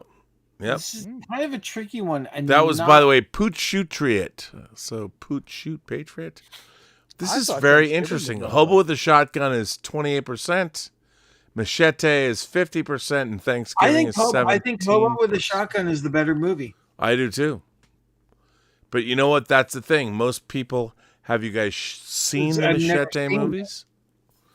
Hey man, it's still going. Oh, by the way, Machete is dropping. Hobo with the Shotgun is going up. It's all who knows what. Piz, what do you say? I mean, my favorite of those three, it was Thanksgiving. Really? You are at the bottom of that. By the way, I would tend to agree with you. I'll bet you that was the best film of the three. I don't know about that. You just picked Hobo with a Shotgun. You didn't pick Thanksgiving. I didn't pick anything. I was just talking about what's going on. We now have, I mean, the poll's been going on for 90 seconds. So here's where we're at. Hobo with the Shotgun is at 28%. Machete is at 52%. And Thanksgiving, white meat, dark meat, all be carved. 14%. Okay. So Thanksgiving, which by the way, has the most recent feature released. True. Might be the best of the features released. I liked Hobo. I wasn't a huge fan of Machete, but because Machete has too much ridiculous gobbledygook in it, CGI craziness. But clearly the most seen. Was it? Okay. I'm surprised by this one. Yeah. I thought Thanksgiving would run away with it, but well, Poot Shoot Triot has now we're at 29%. Hobo with Shotgun, Machete. All right, only 31 votes. What? 31 votes with everybody watching the stream? There's 179 people here. Why aren't you? Okay, I'm gonna end that poll. It's too difficult to question. It's too difficult to question. Okay, well, I'm gonna ask one. Can I ask one? You got one? Okay, cool. I got one. Here's what I'm going to ask, and I hope people wait. I have to deal with it. In a world where I have I fucked it all up. So going to this, don't worry, it's gonna be fine. It's all gonna be good. What I'm gonna do is I'm gonna ask now. So we will see what the enduring power of vampires. Now, I'm not even going to ask that question. Here's my question. Are you ready? Here it is. Dawn of the Dead, Romero, or Dawn of the Dead, Zack Snyder. Yep. And by the way, if you don't do me right, I'm going to obliterate this YouTube channel. No, I'm just kidding. Yeah, I'm kidding. Well, wait a minute. Romero doesn't exist anymore. Remember? No, it can be every. Yeah, it's fine. I'm just playing. Romero. For me. Well, 100. you better fucking vote, man. Romero's at I have to- 87%. Oh my God, my audience is so done me right. Uh-oh. No. I love you guys. Thank you, imagination connoisseurs. You've said the right thing. But the thing is, there would be no Zack Snyder one without Romero's. Right. Look. I like Oh wait, that. Romero's is dropping in status. It's only at 70. Oh, it's at 76%. By the way, people are saying no. Like 10% say no. Look. I can understand that. I mean, both are good, and I think both are different enough that you can love both. Okay, Piz, I like you until now. Just saying. No, I'm just kidding. Piz, do you have one? Well, it would be Romero for sure. No. I mean, do you have a? Let's a do Piz's poll. We're gonna end this poll. Yeah. Come up with a challenge for us. Yeah, where is it? Lay it on me. All right. Well, we talked about the Beyond earlier. Yeah. Okay. Awesome new release. Fulci or Argento? Oh, that's a good one.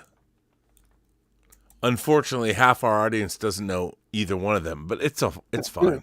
Fulci and Argento. Or Argento. Okay. Let's start that poll. But if you don't know who either Lucio Fulci or Dario Argento is, You're in the wrong room. I actually envy you because you've got so many great movies that you can watch. That's for the very true. first That's time. true. If you don't know them, look. Wow, them up. this is pretty interesting. Argento's people no is 20%. Now, come on, Fulci is at 24 and Argento's at 50. All right. Wow. Wait, but I want to hear what you guys. Before I pick, I want to hear what you guys pick. I mean, I know what Rob's gonna pick. What? How do you know what I'm going to pick? You're gonna pick Argento Why? because you are. Okay, you can't say that, But what are you gonna pick then? Argento. But why do you think I'm going to pick Argento? Okay, here's the thing. Here's You're classy like that. No, but here's what's really interesting to me. I love Fulci's sense of insanity. Like Lucio Fulci does not reconcile himself with the normal. His movies do not have verisimilitude. And that's why I love them.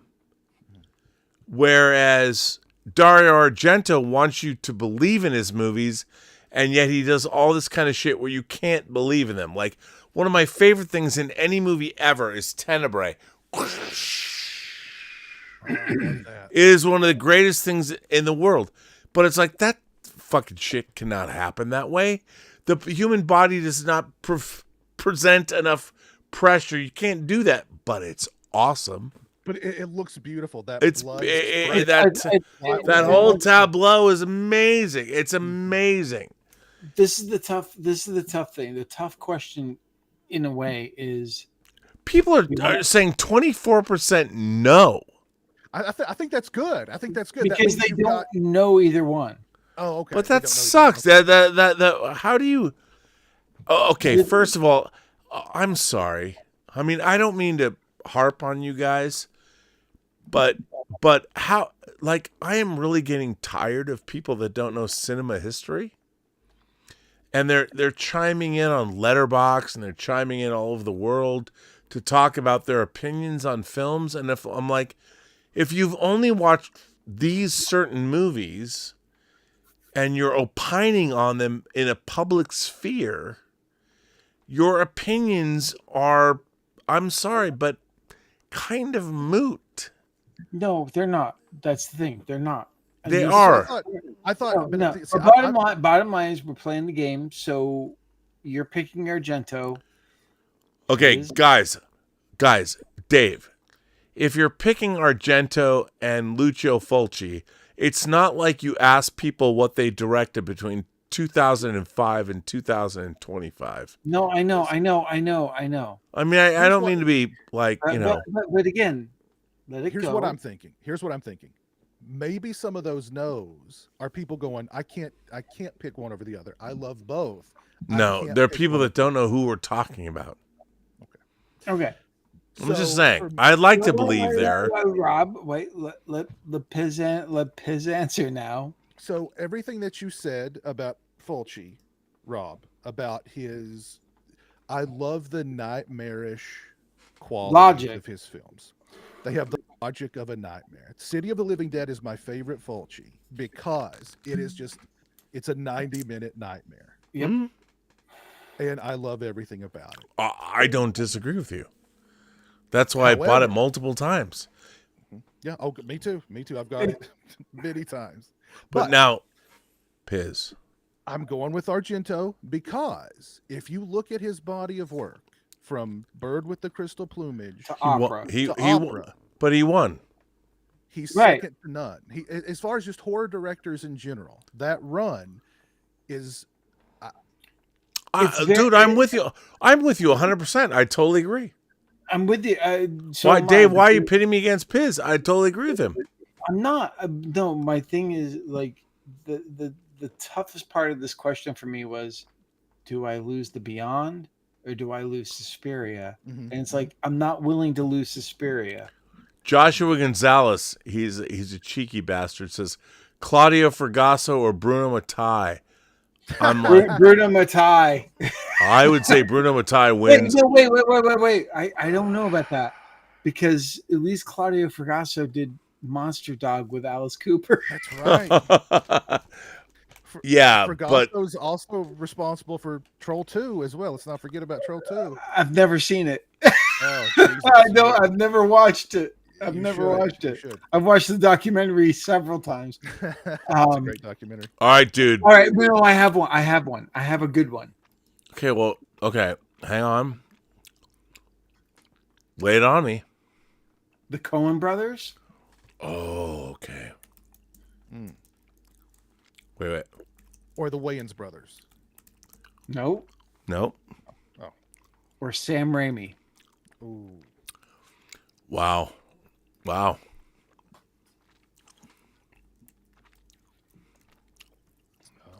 Wow. R-A-M-I-A? What? Raimi? R-A-M. Yeah. It's R-A-I-M-I, I think. R-A-I-M-I. R-A-I-M-I. Yeah, Raimi. R-A-I-M-I. Oh. Yes. You're right. I know who Bruce Campbell would vote for.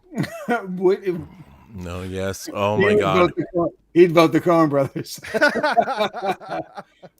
He's been in both. Okay, Dave, I'm leaving you on the screen. I'll be right okay. back. Boy, this is a tough one because it's like, okay, well, there's Blood Simple, Raising Arizona, Miller's Crossing, The Big Lebowski,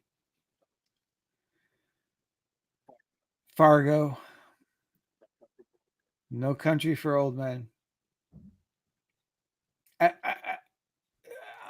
I'm sure there's others. And then you have The Evil Dead, Evil Dead 2,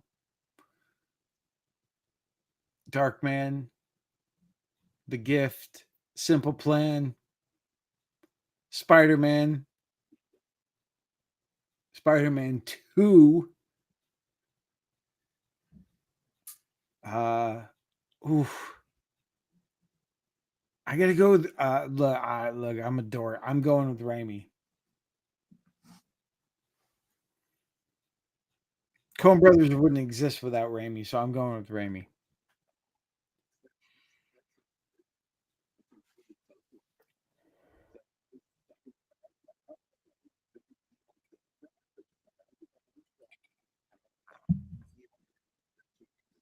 Oh, I don't want to live in a world where the Evil Dead doesn't exist. I don't want to live in that world, or where Spider-Man 2 doesn't exist.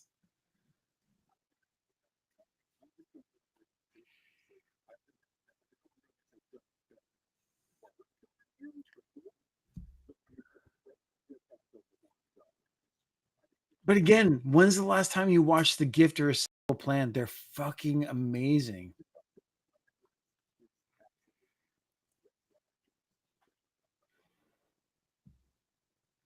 It's just, yeah, he's and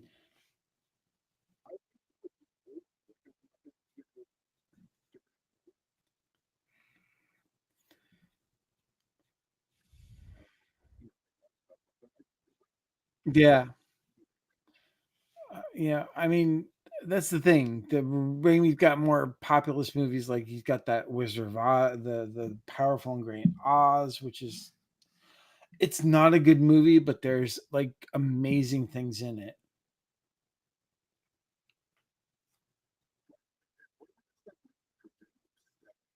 And then there's the stuff he produced. Yeah, then there's the stuff he produced. Some of it good, some of it not so good. You know, the Coen brothers haven't produced. I don't know. Rob is the only one who's got access to the poll when he gets back. Oh,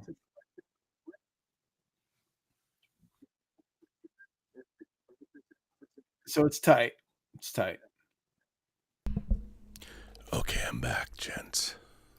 Oh, Rob. So Should we end this next poll? Yeah, Coen brothers or Raimi? What's your pick? My pick is actually Coen Brothers. I'm sorry. Wow, interesting. Yeah. By the way, Sam Raimi won that poll. Yeah, dude, Mondo Bizarro is here. Is that Mondo? Well, okay, if that's the video label, I'm like, can somebody get me a Cafe Flesh disc? If Mondo Bizarro is here, who do I have to blow to get Cafe Flesh? Rob. What? Mondo Bizarro. Mondo. Yeah, Who worked with us. Oh, Mondo Hada? Yes. He went by Mondo Bizarro. Is that him? That's what I'm asking. I don't know. I was thinking Mondo Bizarro, the video label, which I would love to get a copy of Cafe Flesh from. Piz, do you have Cafe Flesh? Actually, Mondo Bizarro asks, Cannibal Holocaust or Cannibal Ferox? That's a good one. Holocaust. Okay, hold on. I want to make sure everybody gets their due. So there's a lot of people saying a lot of stuff. Everyone. Okay, guys, we want to service everybody. We do. We've got a great panel here. Because that's what we do. We service. Okay, come on. Come on, guys. I mean, so seriously, everybody's like chiming in and so we are Claudio Fragasso or Bruno Attai. We did say that. We did because people won't know that. So okay, Darth Plato. This is a good one. I like this one. Darth Plato has a good one. Here it is. Sam Jackson or Harrison Ford. That's a good one. Harrison Ford. We'll see. I'm saying Harrison Ford. Well, for me. Okay, Harrison Ford leaps to the I don't know, we'll see. Okay. Poot Shoot Patriot has a great question, by the way. Cool. So we're gonna let this stuff go. But there's 163 people here right now, so this is good. So I mean, I feel I have to let it run for a little bit, right? Don't we have to let it run? Give it a minute. At least give it a minute. Yeah, of course. I mean, I guess I'd have to go with Harrison Ford. I mean, as much as I love Sam Jackson, I mean, I don't disagree with you. He's indie. He's indie. He's Han. He's Indy. He's Han. He's I mean, Jack Sam Ryan. Jackson has never been. He's been an ensemble player, and I love Sam Jackson. I really do. But Harrison Ford is an iconic guy, whether he's in Mosquito Coast or Indiana Jones. I mean, he's the guy. He's the forefront. I mean, you could argue that Sam Jackson is an iconic guy from Pulp Fiction on. Yeah, but Pulp Fiction is an ensemble cast. It's not like he carried the film, and I love Sam Jackson. But again, who stands out in that movie is Sam Jackson. Well, I would also say a lot of people stand out in that movie. As Don't they? much as Sam Jackson. I mean, think about Jackie Brown too. I mean, I think he's the best thing about Jackie Brown. Like he's legitimately scary in Jackie Brown. I don't know if he's the best thing about Jackie Brown. I think Jackie Brown is the best thing. I mean, and Robert Forster. And I think love is Robert better. Forster too. I think Forster is Me too. better than Jackie Brown. By the way, I think We should Harrison go Ford's going to take this one. We should go Alligator versus Vigilante. Which Robert Forster performance is better? Oh man, that's a tough one too. We could do a whole Robert One of Forster these. Okay, perspective. I don't think this can be I don't think this can be a. You have to. You have to ask this. This is a good one. Poochie Patriot says, best Josh Hartnett horror film in '98, Halloween H2O, or The Faculty. It's Poot Shoot Riot, Rob. Also, happy birthday, Piz and Dave. What do you think? Josh Hartnett's hair in H2O cancels that one out. Well, the hair in The Faculty is not any better. It's not. It's not.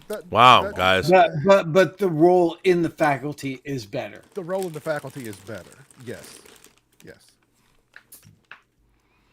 So what is the?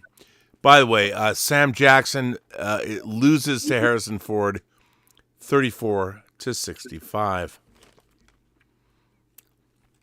So there you go. What do you have another one? Do I have one? Yes. Okay. Let's hear it. What is it? First Blood. Oh, okay. Hang on. Okay. Or?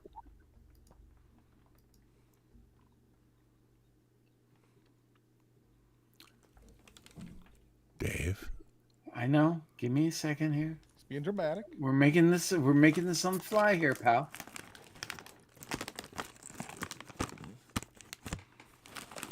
Or Deliverance. What? Okay. Wow. I know you guys were gonna go. Oh, he's gonna go Rocky. Like, Wow. Okay. That's a tough one. Yeah. But you have to deal with the audience and what they've seen and what they haven't seen. You're talking about films that are 10 years apart. Yeah, the chances that they've seen either one is probably they've seen First Blood, not Deliverance. But I've seen both. I like both, but it's got to be First Blood. First Blood's the one I revisit more often. I think Deliverance is the more powerful movie. Oh, for sure. So I'm picking Deliverance. Well, did you guys vote? No. Well, why aren't you voting? I'm just saying it. Well, because I forgot. First Blood has a huge lead. Well, of course. But I would say that here's the thing. Most people haven't seen, if you're voting on First Blood, you're dealing with a 10-year gap. No one's seen Deliverance. I know. I just didn't want to go First Blood or Rocky because I know Rocky would just win. Totally. But even Rocky and First Blood are different eras. I know, but Rocky would still win just because it's more in the public consciousness. I don't know, man. I think our audience would think First Blood is the more entertaining Stallone film. Well, we didn't vote on that one, so there you go. Well, It's interesting. Okay. We can do it. We could do a real obvious, real easy one. No. Easy. I want to do a real easy one. Let's throw out a softball one. Okay, hang on. I have to go to this and end it. End poll. It wins. The poll wins, and the poll is ultimately First Blood is 66 to Deliverance 33%. That's only 45 votes, so it's not a big deal. What's the next one? What is the next one? Terminator versus Terminator 2. Oh, come on. But you know the answers. We all know what the answer to that's going to be. That's crazy, but it's crazy. It's a crazy one. No. I know a lot of people. I mean, I think the obvious choice is T2, but I know a lot of people. I know, but Terminator's a better movie. Terminator. All right. All right, you guys. I'll do it. I know. Terminator or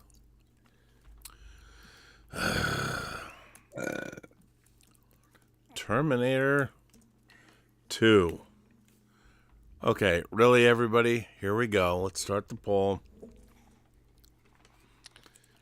Let's It's see. Terminator for me. Well, I agree. Wow. Okay.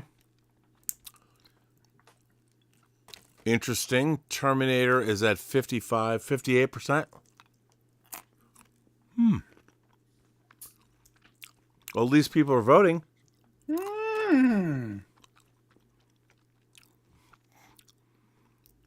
Wow. This is actually a horse race. I mean, How don't get me wrong, interesting.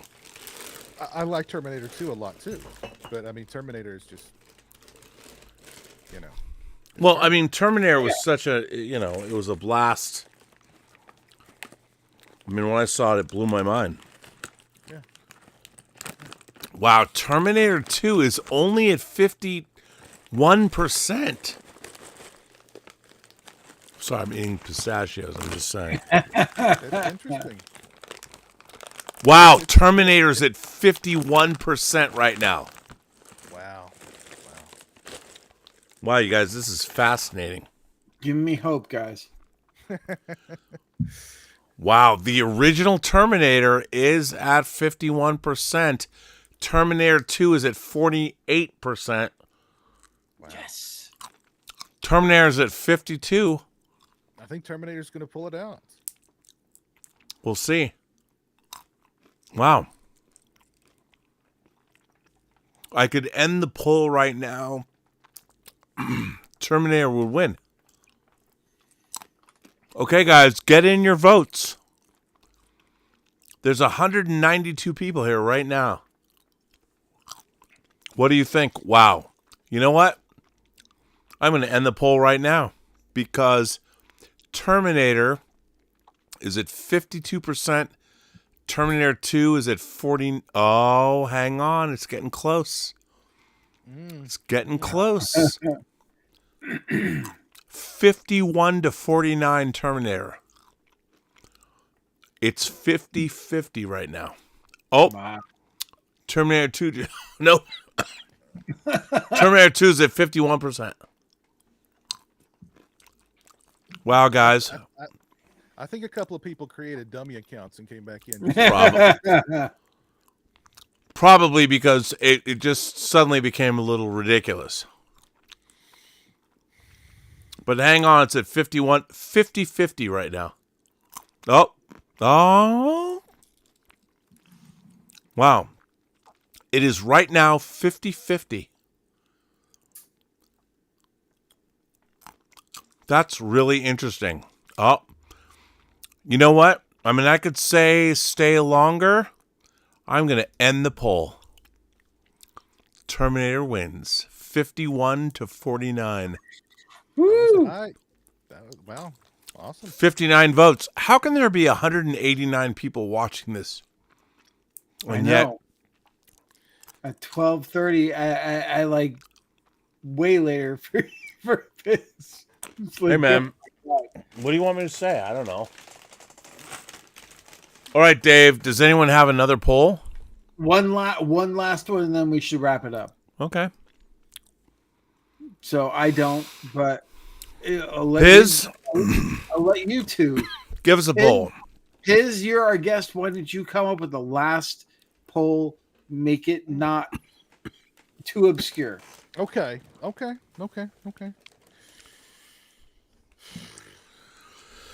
Lay it on us. There's no wrong. There's no wrong answer. Look, don't laugh. I mean, come on. This should get all 185 people watching this. All right. All right. Should vote. Lay it on me. Friday the 13th or Ooh. Nightmare on Elm Street. Or Nightmare on Elm Oh, Street. that's a good one. Wow. And you can either the series, not the Okay. No, I think we should go for the film. Let's No, not. the series. No, he wants to do the series. So the series of films, the culmination. All right. Okay. How about just the franchise? Okay. Yeah. There you go. Yeah. There you go.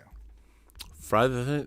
This is going to be really interesting. I'm very curious to see how the Piz. This is good. Okay. Here we go. The poll was very close to being who's the best Freddy, Robert Englund or Jackie Earl Haley. Oh my fucking god! I thought that the Earl Haley would just dominate Robert Englund. So, Hang on, I have to start The again. best Michael Hold on. Myers would be a there you tougher go. one. Yeah. Yeah, I have to start again. Hang on. Okay, guys. All right, Rob, what's your pick? Hang on. Just hold on. Oh God. Hey, just you know what? I have to make sure that it's fair. Laugh all you want. I will. I do. Hmm? This is. Okay, here we go, guys. Here we go. Last one. Last one, Why- everyone. there's no option. None. They're not. Oh wait. I see. They're not allowing me to do this. Okay. Hang on. You just put Friday the 13th, Nightmare on Elm Street. Everyone knows it's the franchise. I just say. Just hang on. I don't know why. Maybe I've already done too many and I haven't stopped them. I don't know. Hold on. Let me just make sure it's not letting me do it. It's not letting me to start poll.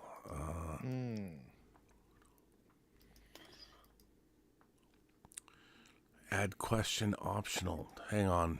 I need to go to let me just start a poll. Okay. Here we go. Just hang on. I don't know. 13th. You know what? I'll just say everyone knows. Okay, here we go. Done. All right. Let's see what happens. Oh, it's a horse race. It's a horse race, people. So what's your pick? Nightmare on guys? Elm Street takes an early lead. For me personally, Wow. it's Okay. It's Let's Friday see, the 13th. guys. Friday the 13th. Yeah, that's the series I grew up with. That's the series I love. I grew Don't up forget with- my super chat. No, Poot Shoot Patriot. I haven't forgotten super chats. Don't worry, we haven't got to them. We're doing these things. We will get to them. Nightmare on Elm Street is now at 64%. Yeah, Elm Street's my pick. This is As much as interesting. I love the Friday the 13th, man. it's Elm 60%. Street. It's dropping. 59. Rob, what's your Wow. pick? Rob, what is your pick? What do you guys think, man? Come on, 50. Wow, it's Rob, almost what- reaching parity, you guys. Rob, what's your pick? I would have thought Nightmare would have taken it by a wide margin, but it has not. It's still ahead by 10%, but guys, there's 192 of you watching. Do you believe? You got to vote. Just go in there and vote. You know, I think it's interesting that. Do I have to end this? What do you guys think? Tell me when I should end. I'm kind of surprised. We've gone on for 2 minutes. The poll has been going for 2 minutes. 10% difference between the franchises with Elm Street taking it. What do you guys think? You guys are watching. You're not answering. Oh, Friday the 13th just came in. Oh, we're back to 10%. You guys haven't said anything. You're just watching? What do you think? Does anyone have to chime in?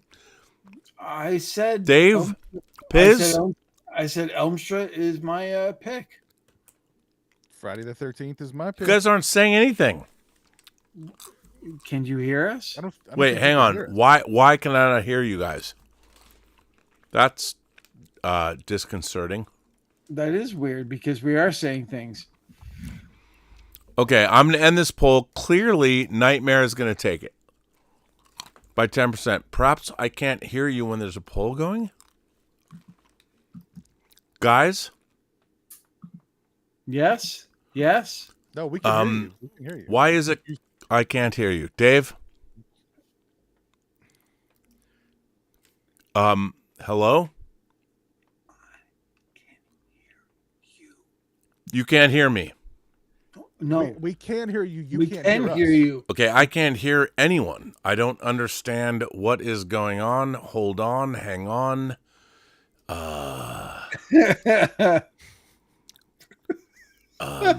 Let's see. Dave, you haven't been cut off. There's no reason why we shouldn't be able to hear you. There's no reason. I don't know. Hold on.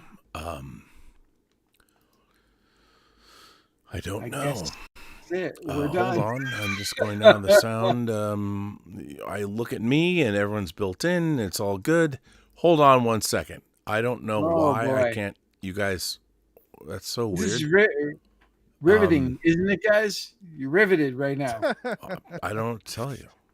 This is riveting. I haven't changed anything. There's been nothing. Hang on.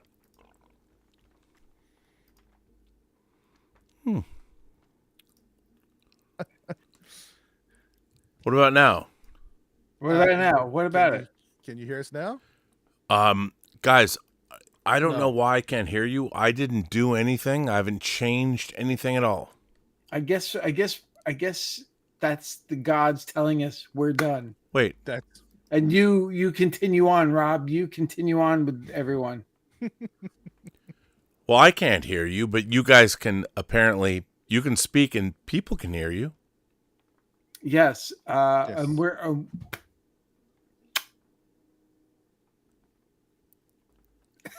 Dave, say goodbye. say goodbye, guys. Guys, Everybody Rob- can hear you. Rob- I can't. Rob- That's so weird. Rob will be back with you guys in a second. Thanks so much. All right. I just want to say thanks to Piz. Thanks to Dave. I don't know why I can't hear you guys all of a sudden. Rob, Say goodbye and plug your channels. Piz, where can people find you? I am on YouTube. I'm on Instagram. I'm on Facebook. I'm on Twitter. Everywhere as Pizal. And yeah, watch his channel. He's got great stuff weekly, like almost daily, almost daily, almost daily, and a lot of like great live streams that he does. So check that out. By the way, now I can hear you guys. Oh. Well, we're still saying goodbye. Keep going. So yeah, so check him out. Watch that stuff. Thank you so much for jumping on tonight, man. Unexpectedly, I appreciate it. It's Yeah, really great. I appreciate the invite. Thank you, Dave. Thank you, Rob. It's much been Thank fun you, hanging man. out with you guys. Yeah, appreciate it. Real pleasure. And by the way, those polls, they don't lie. They don't lie. But So we everyone do- look at them. But Let me we ask do. you. So there we go. Let me ask you guys one more thing. Oh God. No. Piz, I'd ask you. You're stuck on a desert island. Okay. And you have 5 of your favorite horror films. Somehow, miraculously, a home theater system washed up on the same island you survived on. And there were 5 discs left. Your favorite films of all time. What would they be? Ooh. The Texas Chainsaw Massacre.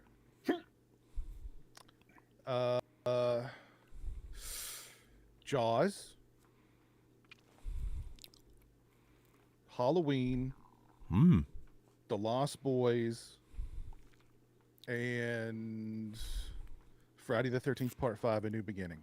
Wow. Dave? 5. Ooh. Okay. Creep Show. Rudy. Wow. The Crow. Oh, good one. Young Frankenstein.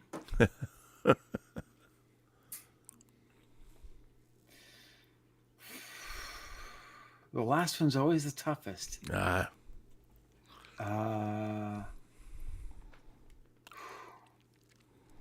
Wow, this is a tough one.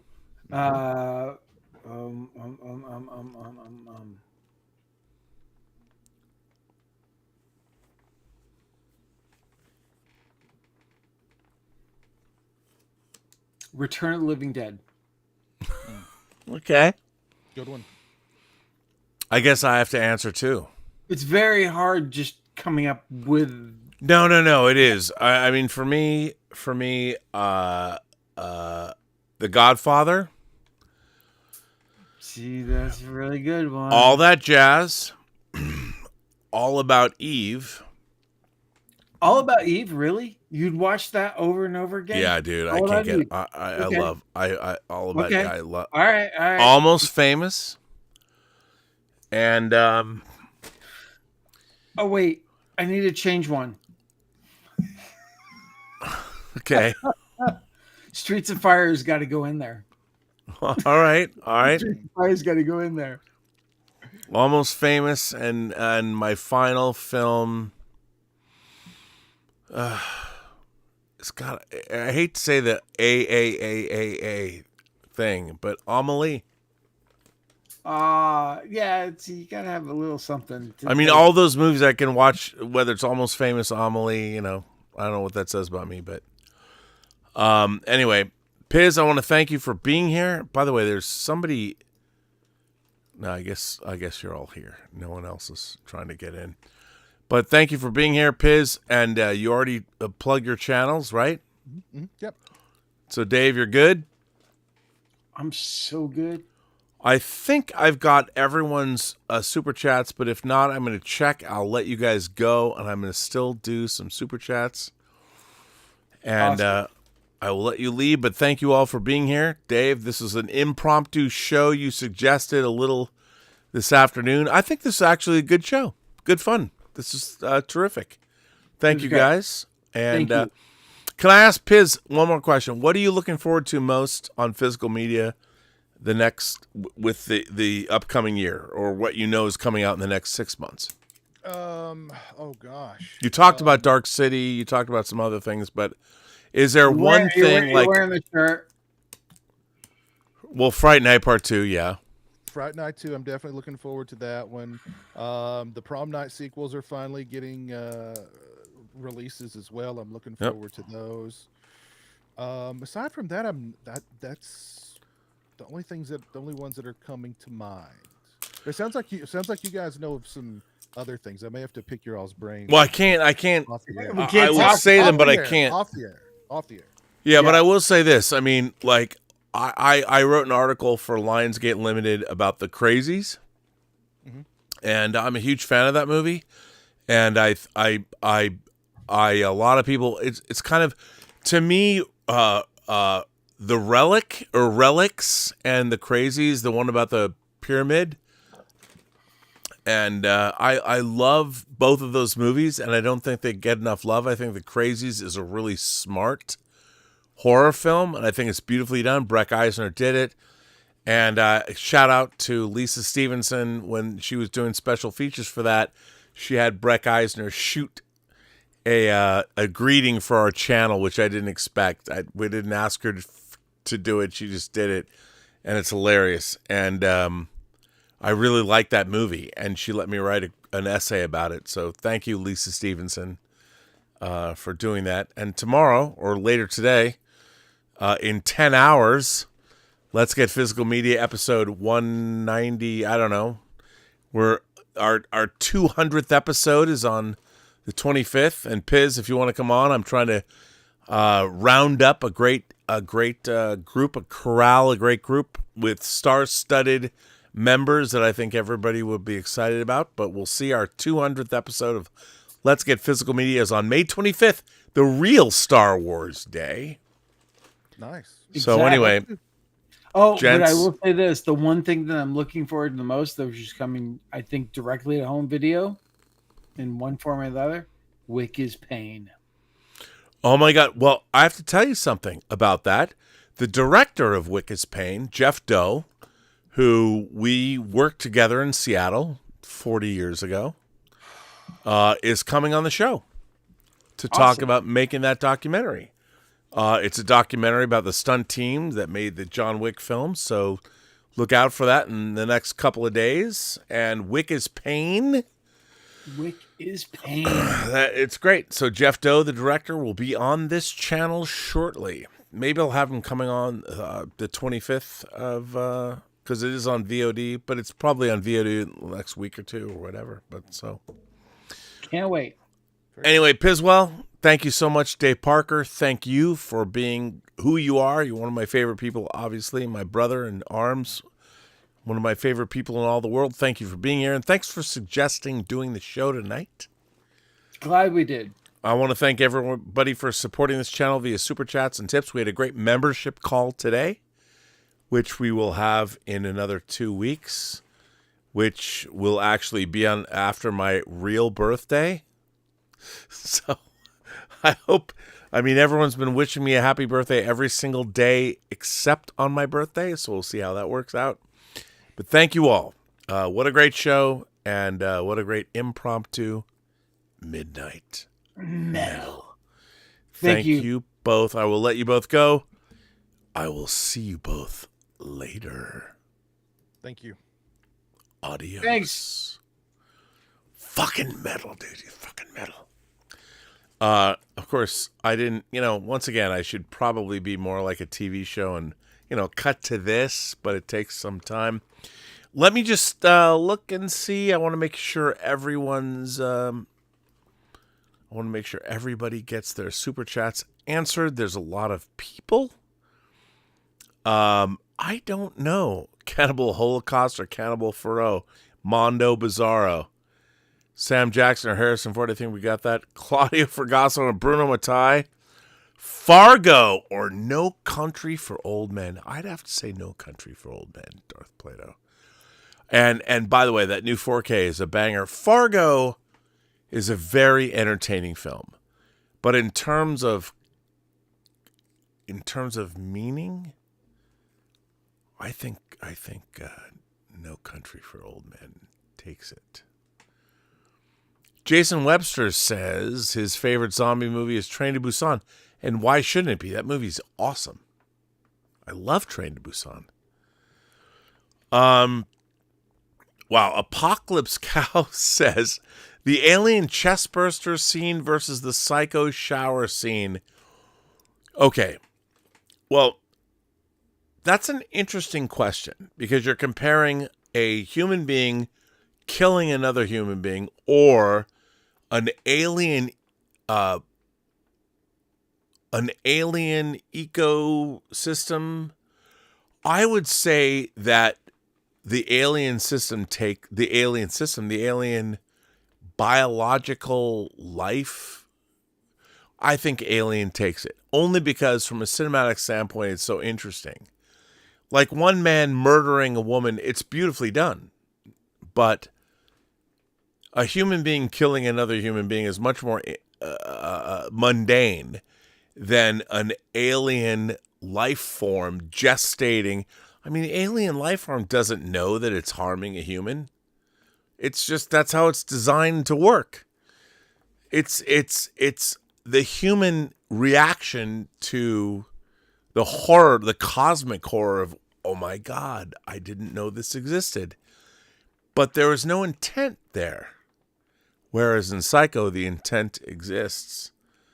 So I would say, in terms of what both movies want to do, if a movie's called Psycho, well, then again, you can say, well, the movie's called Alien, but you don't know what it's going to do. And the funny thing about Psycho is that there's intent there. And with Alien, it's betting on the altruism of humanity. Like, the people, like, we just want to help you. And maybe that's the dark forest theory comes into place. I don't know. That's a good question. I have no idea what the answer is. Shoot, I know you already corrected me. Best movie from the fake trailers. Oh, we did that. Blazing Agent says Fright Night 2 versus Psycho 2. Bob, take a shot. We already... Wait, am I missing all this stuff? Oh. You know, Miss 50 and Still Metal, I apologize to you that I missed these. Mammoth, the end video is a blast. A future episode topic suggestion. Your favorite metal and horror music videos with guests. That's a great idea. I love that idea. It's really good. And Miss 50 and Still Metal says, Piswell, oh, I already read that. So I got that. You got to say. And by the way, Piswell's gone, but Nick Tomato, Piswell, don't eat so many donuts, dude. Come on, man. How do you know he eats donuts? Why? What are you saying? I don't even know. A Silly Goose celebrates 31 months of membership. Ideal age to be turned into a vampire, and why? Well, I've thought about this, to be honest. If I got turned into a vampire, I would like to have been in, honestly, early 40s. Because if you're like 42 to 44, 46, you can go anyway. If you're in your 40s, you can still sleep with girls in their late 20s. Or you can go up and like make love to women in like that are 56, 57, 58, and you can get away with it. So I think your mid 40s is the best way to be. And here I'm thinking about women. In terms of being a vampire and being an immortal, to think about the utilitarian aspects of how old you have to be when you've been turned, I would say that being in your early to mid 40s would be the best, because you can go down and go up. You can make yourself invisible in terms of people judging you. And when you become a vampire, you become your best self. You know, all the fat goes away and you become I don't know. I've always believed that. So, yeah. T3, now, Pooch Shootry, it says, I know I'm getting it wrong, probably. T3 versus Salvation versus Genesis versus Dark Fate. Okay, here's the thing. There are only two Terminator movies. There's Terminator and Terminator 2. Everything else that has nothing to do with James Cameron, I don't care if he produces or not, is a cash grab. It is fundamentally a fraudulent creation, because it was not based on somebody going, hey, I've got a great idea for a new Terminator movie. It was like, we need to make another Terminator movie. We're going to hire somebody. We're going to hire people to do it. It wasn't based on passion, which is what I do not understand, why Hollywood doesn't go find people. Like, do you think that there are not great writers out there? If you said, okay, we are now accepting pitches for Terminator 3. I mean, Dark Horse found comic writers that came up with great ideas, but they're like, Terminator 3, I mean, nothing, because it's a work for hire. There's no passion involved. So none of them are satisfying. They are work for hire jobs. And by the way, people will take them. Like Jonathan Mostow directed Terminator 3, did the best he could. A lot of people say the end of it, there's some great car chase action. But at the end of the day, it's like some guy was hired to direct your script. James Cameron wrote and directed Terminator 2. If you've bought a franchise, like he also wrote and directed Terminator 1, if you've bought a franchise that was an auteurist vision and the franchise does not continue with that auteurist vision, you are a fucking idiot and you wasted your money. Because what you're doing is paying money to do what? To like maybe hire somebody who can perhaps create... They don't know what the creator was thinking. It's such a dumb idea. And the Terminator franchise, my God, Terminator 3, Terminator Genesis, Terminator Salvation, pardon me, it was Terminator Salvation, Terminator Genesis, Terminator Dark Fate. You know what? It's funny because I actually like Terminator Salvation. McG directed. There's some good stuff in that. But it's like, really? You're looking at this going, this is not James Cameron. The text is wrong. I don't understand why people keep throwing good money after good money. I understand they think they're going to make more money. When have you ever worked? If you're following up James Cameron for Terminator and Terminator 2, do you expect to win? Has anyone ever won? No. So why do it? Why bother? It's such a weird thing. I just don't get it. I don't get it. So I think I've got everyone. If I've missed your super chats, I apologize. But it's a frustrating thing. But anyway, everyone, I want to thank you for being here. I want to thank Dave Parker. I want to thank Piz to be on Midnight Metal episode 91. Thank you all for being here. Thank you for supporting this channel via super chats and tips. Thank you for being members. We had a great member call today. And later today, in 10 hours, come meet Dieter Bastian and myself for Let's Get Physical Media in our inexorable march to the 200th episode on May 25th, 2025. So thank you for being here. You guys are great.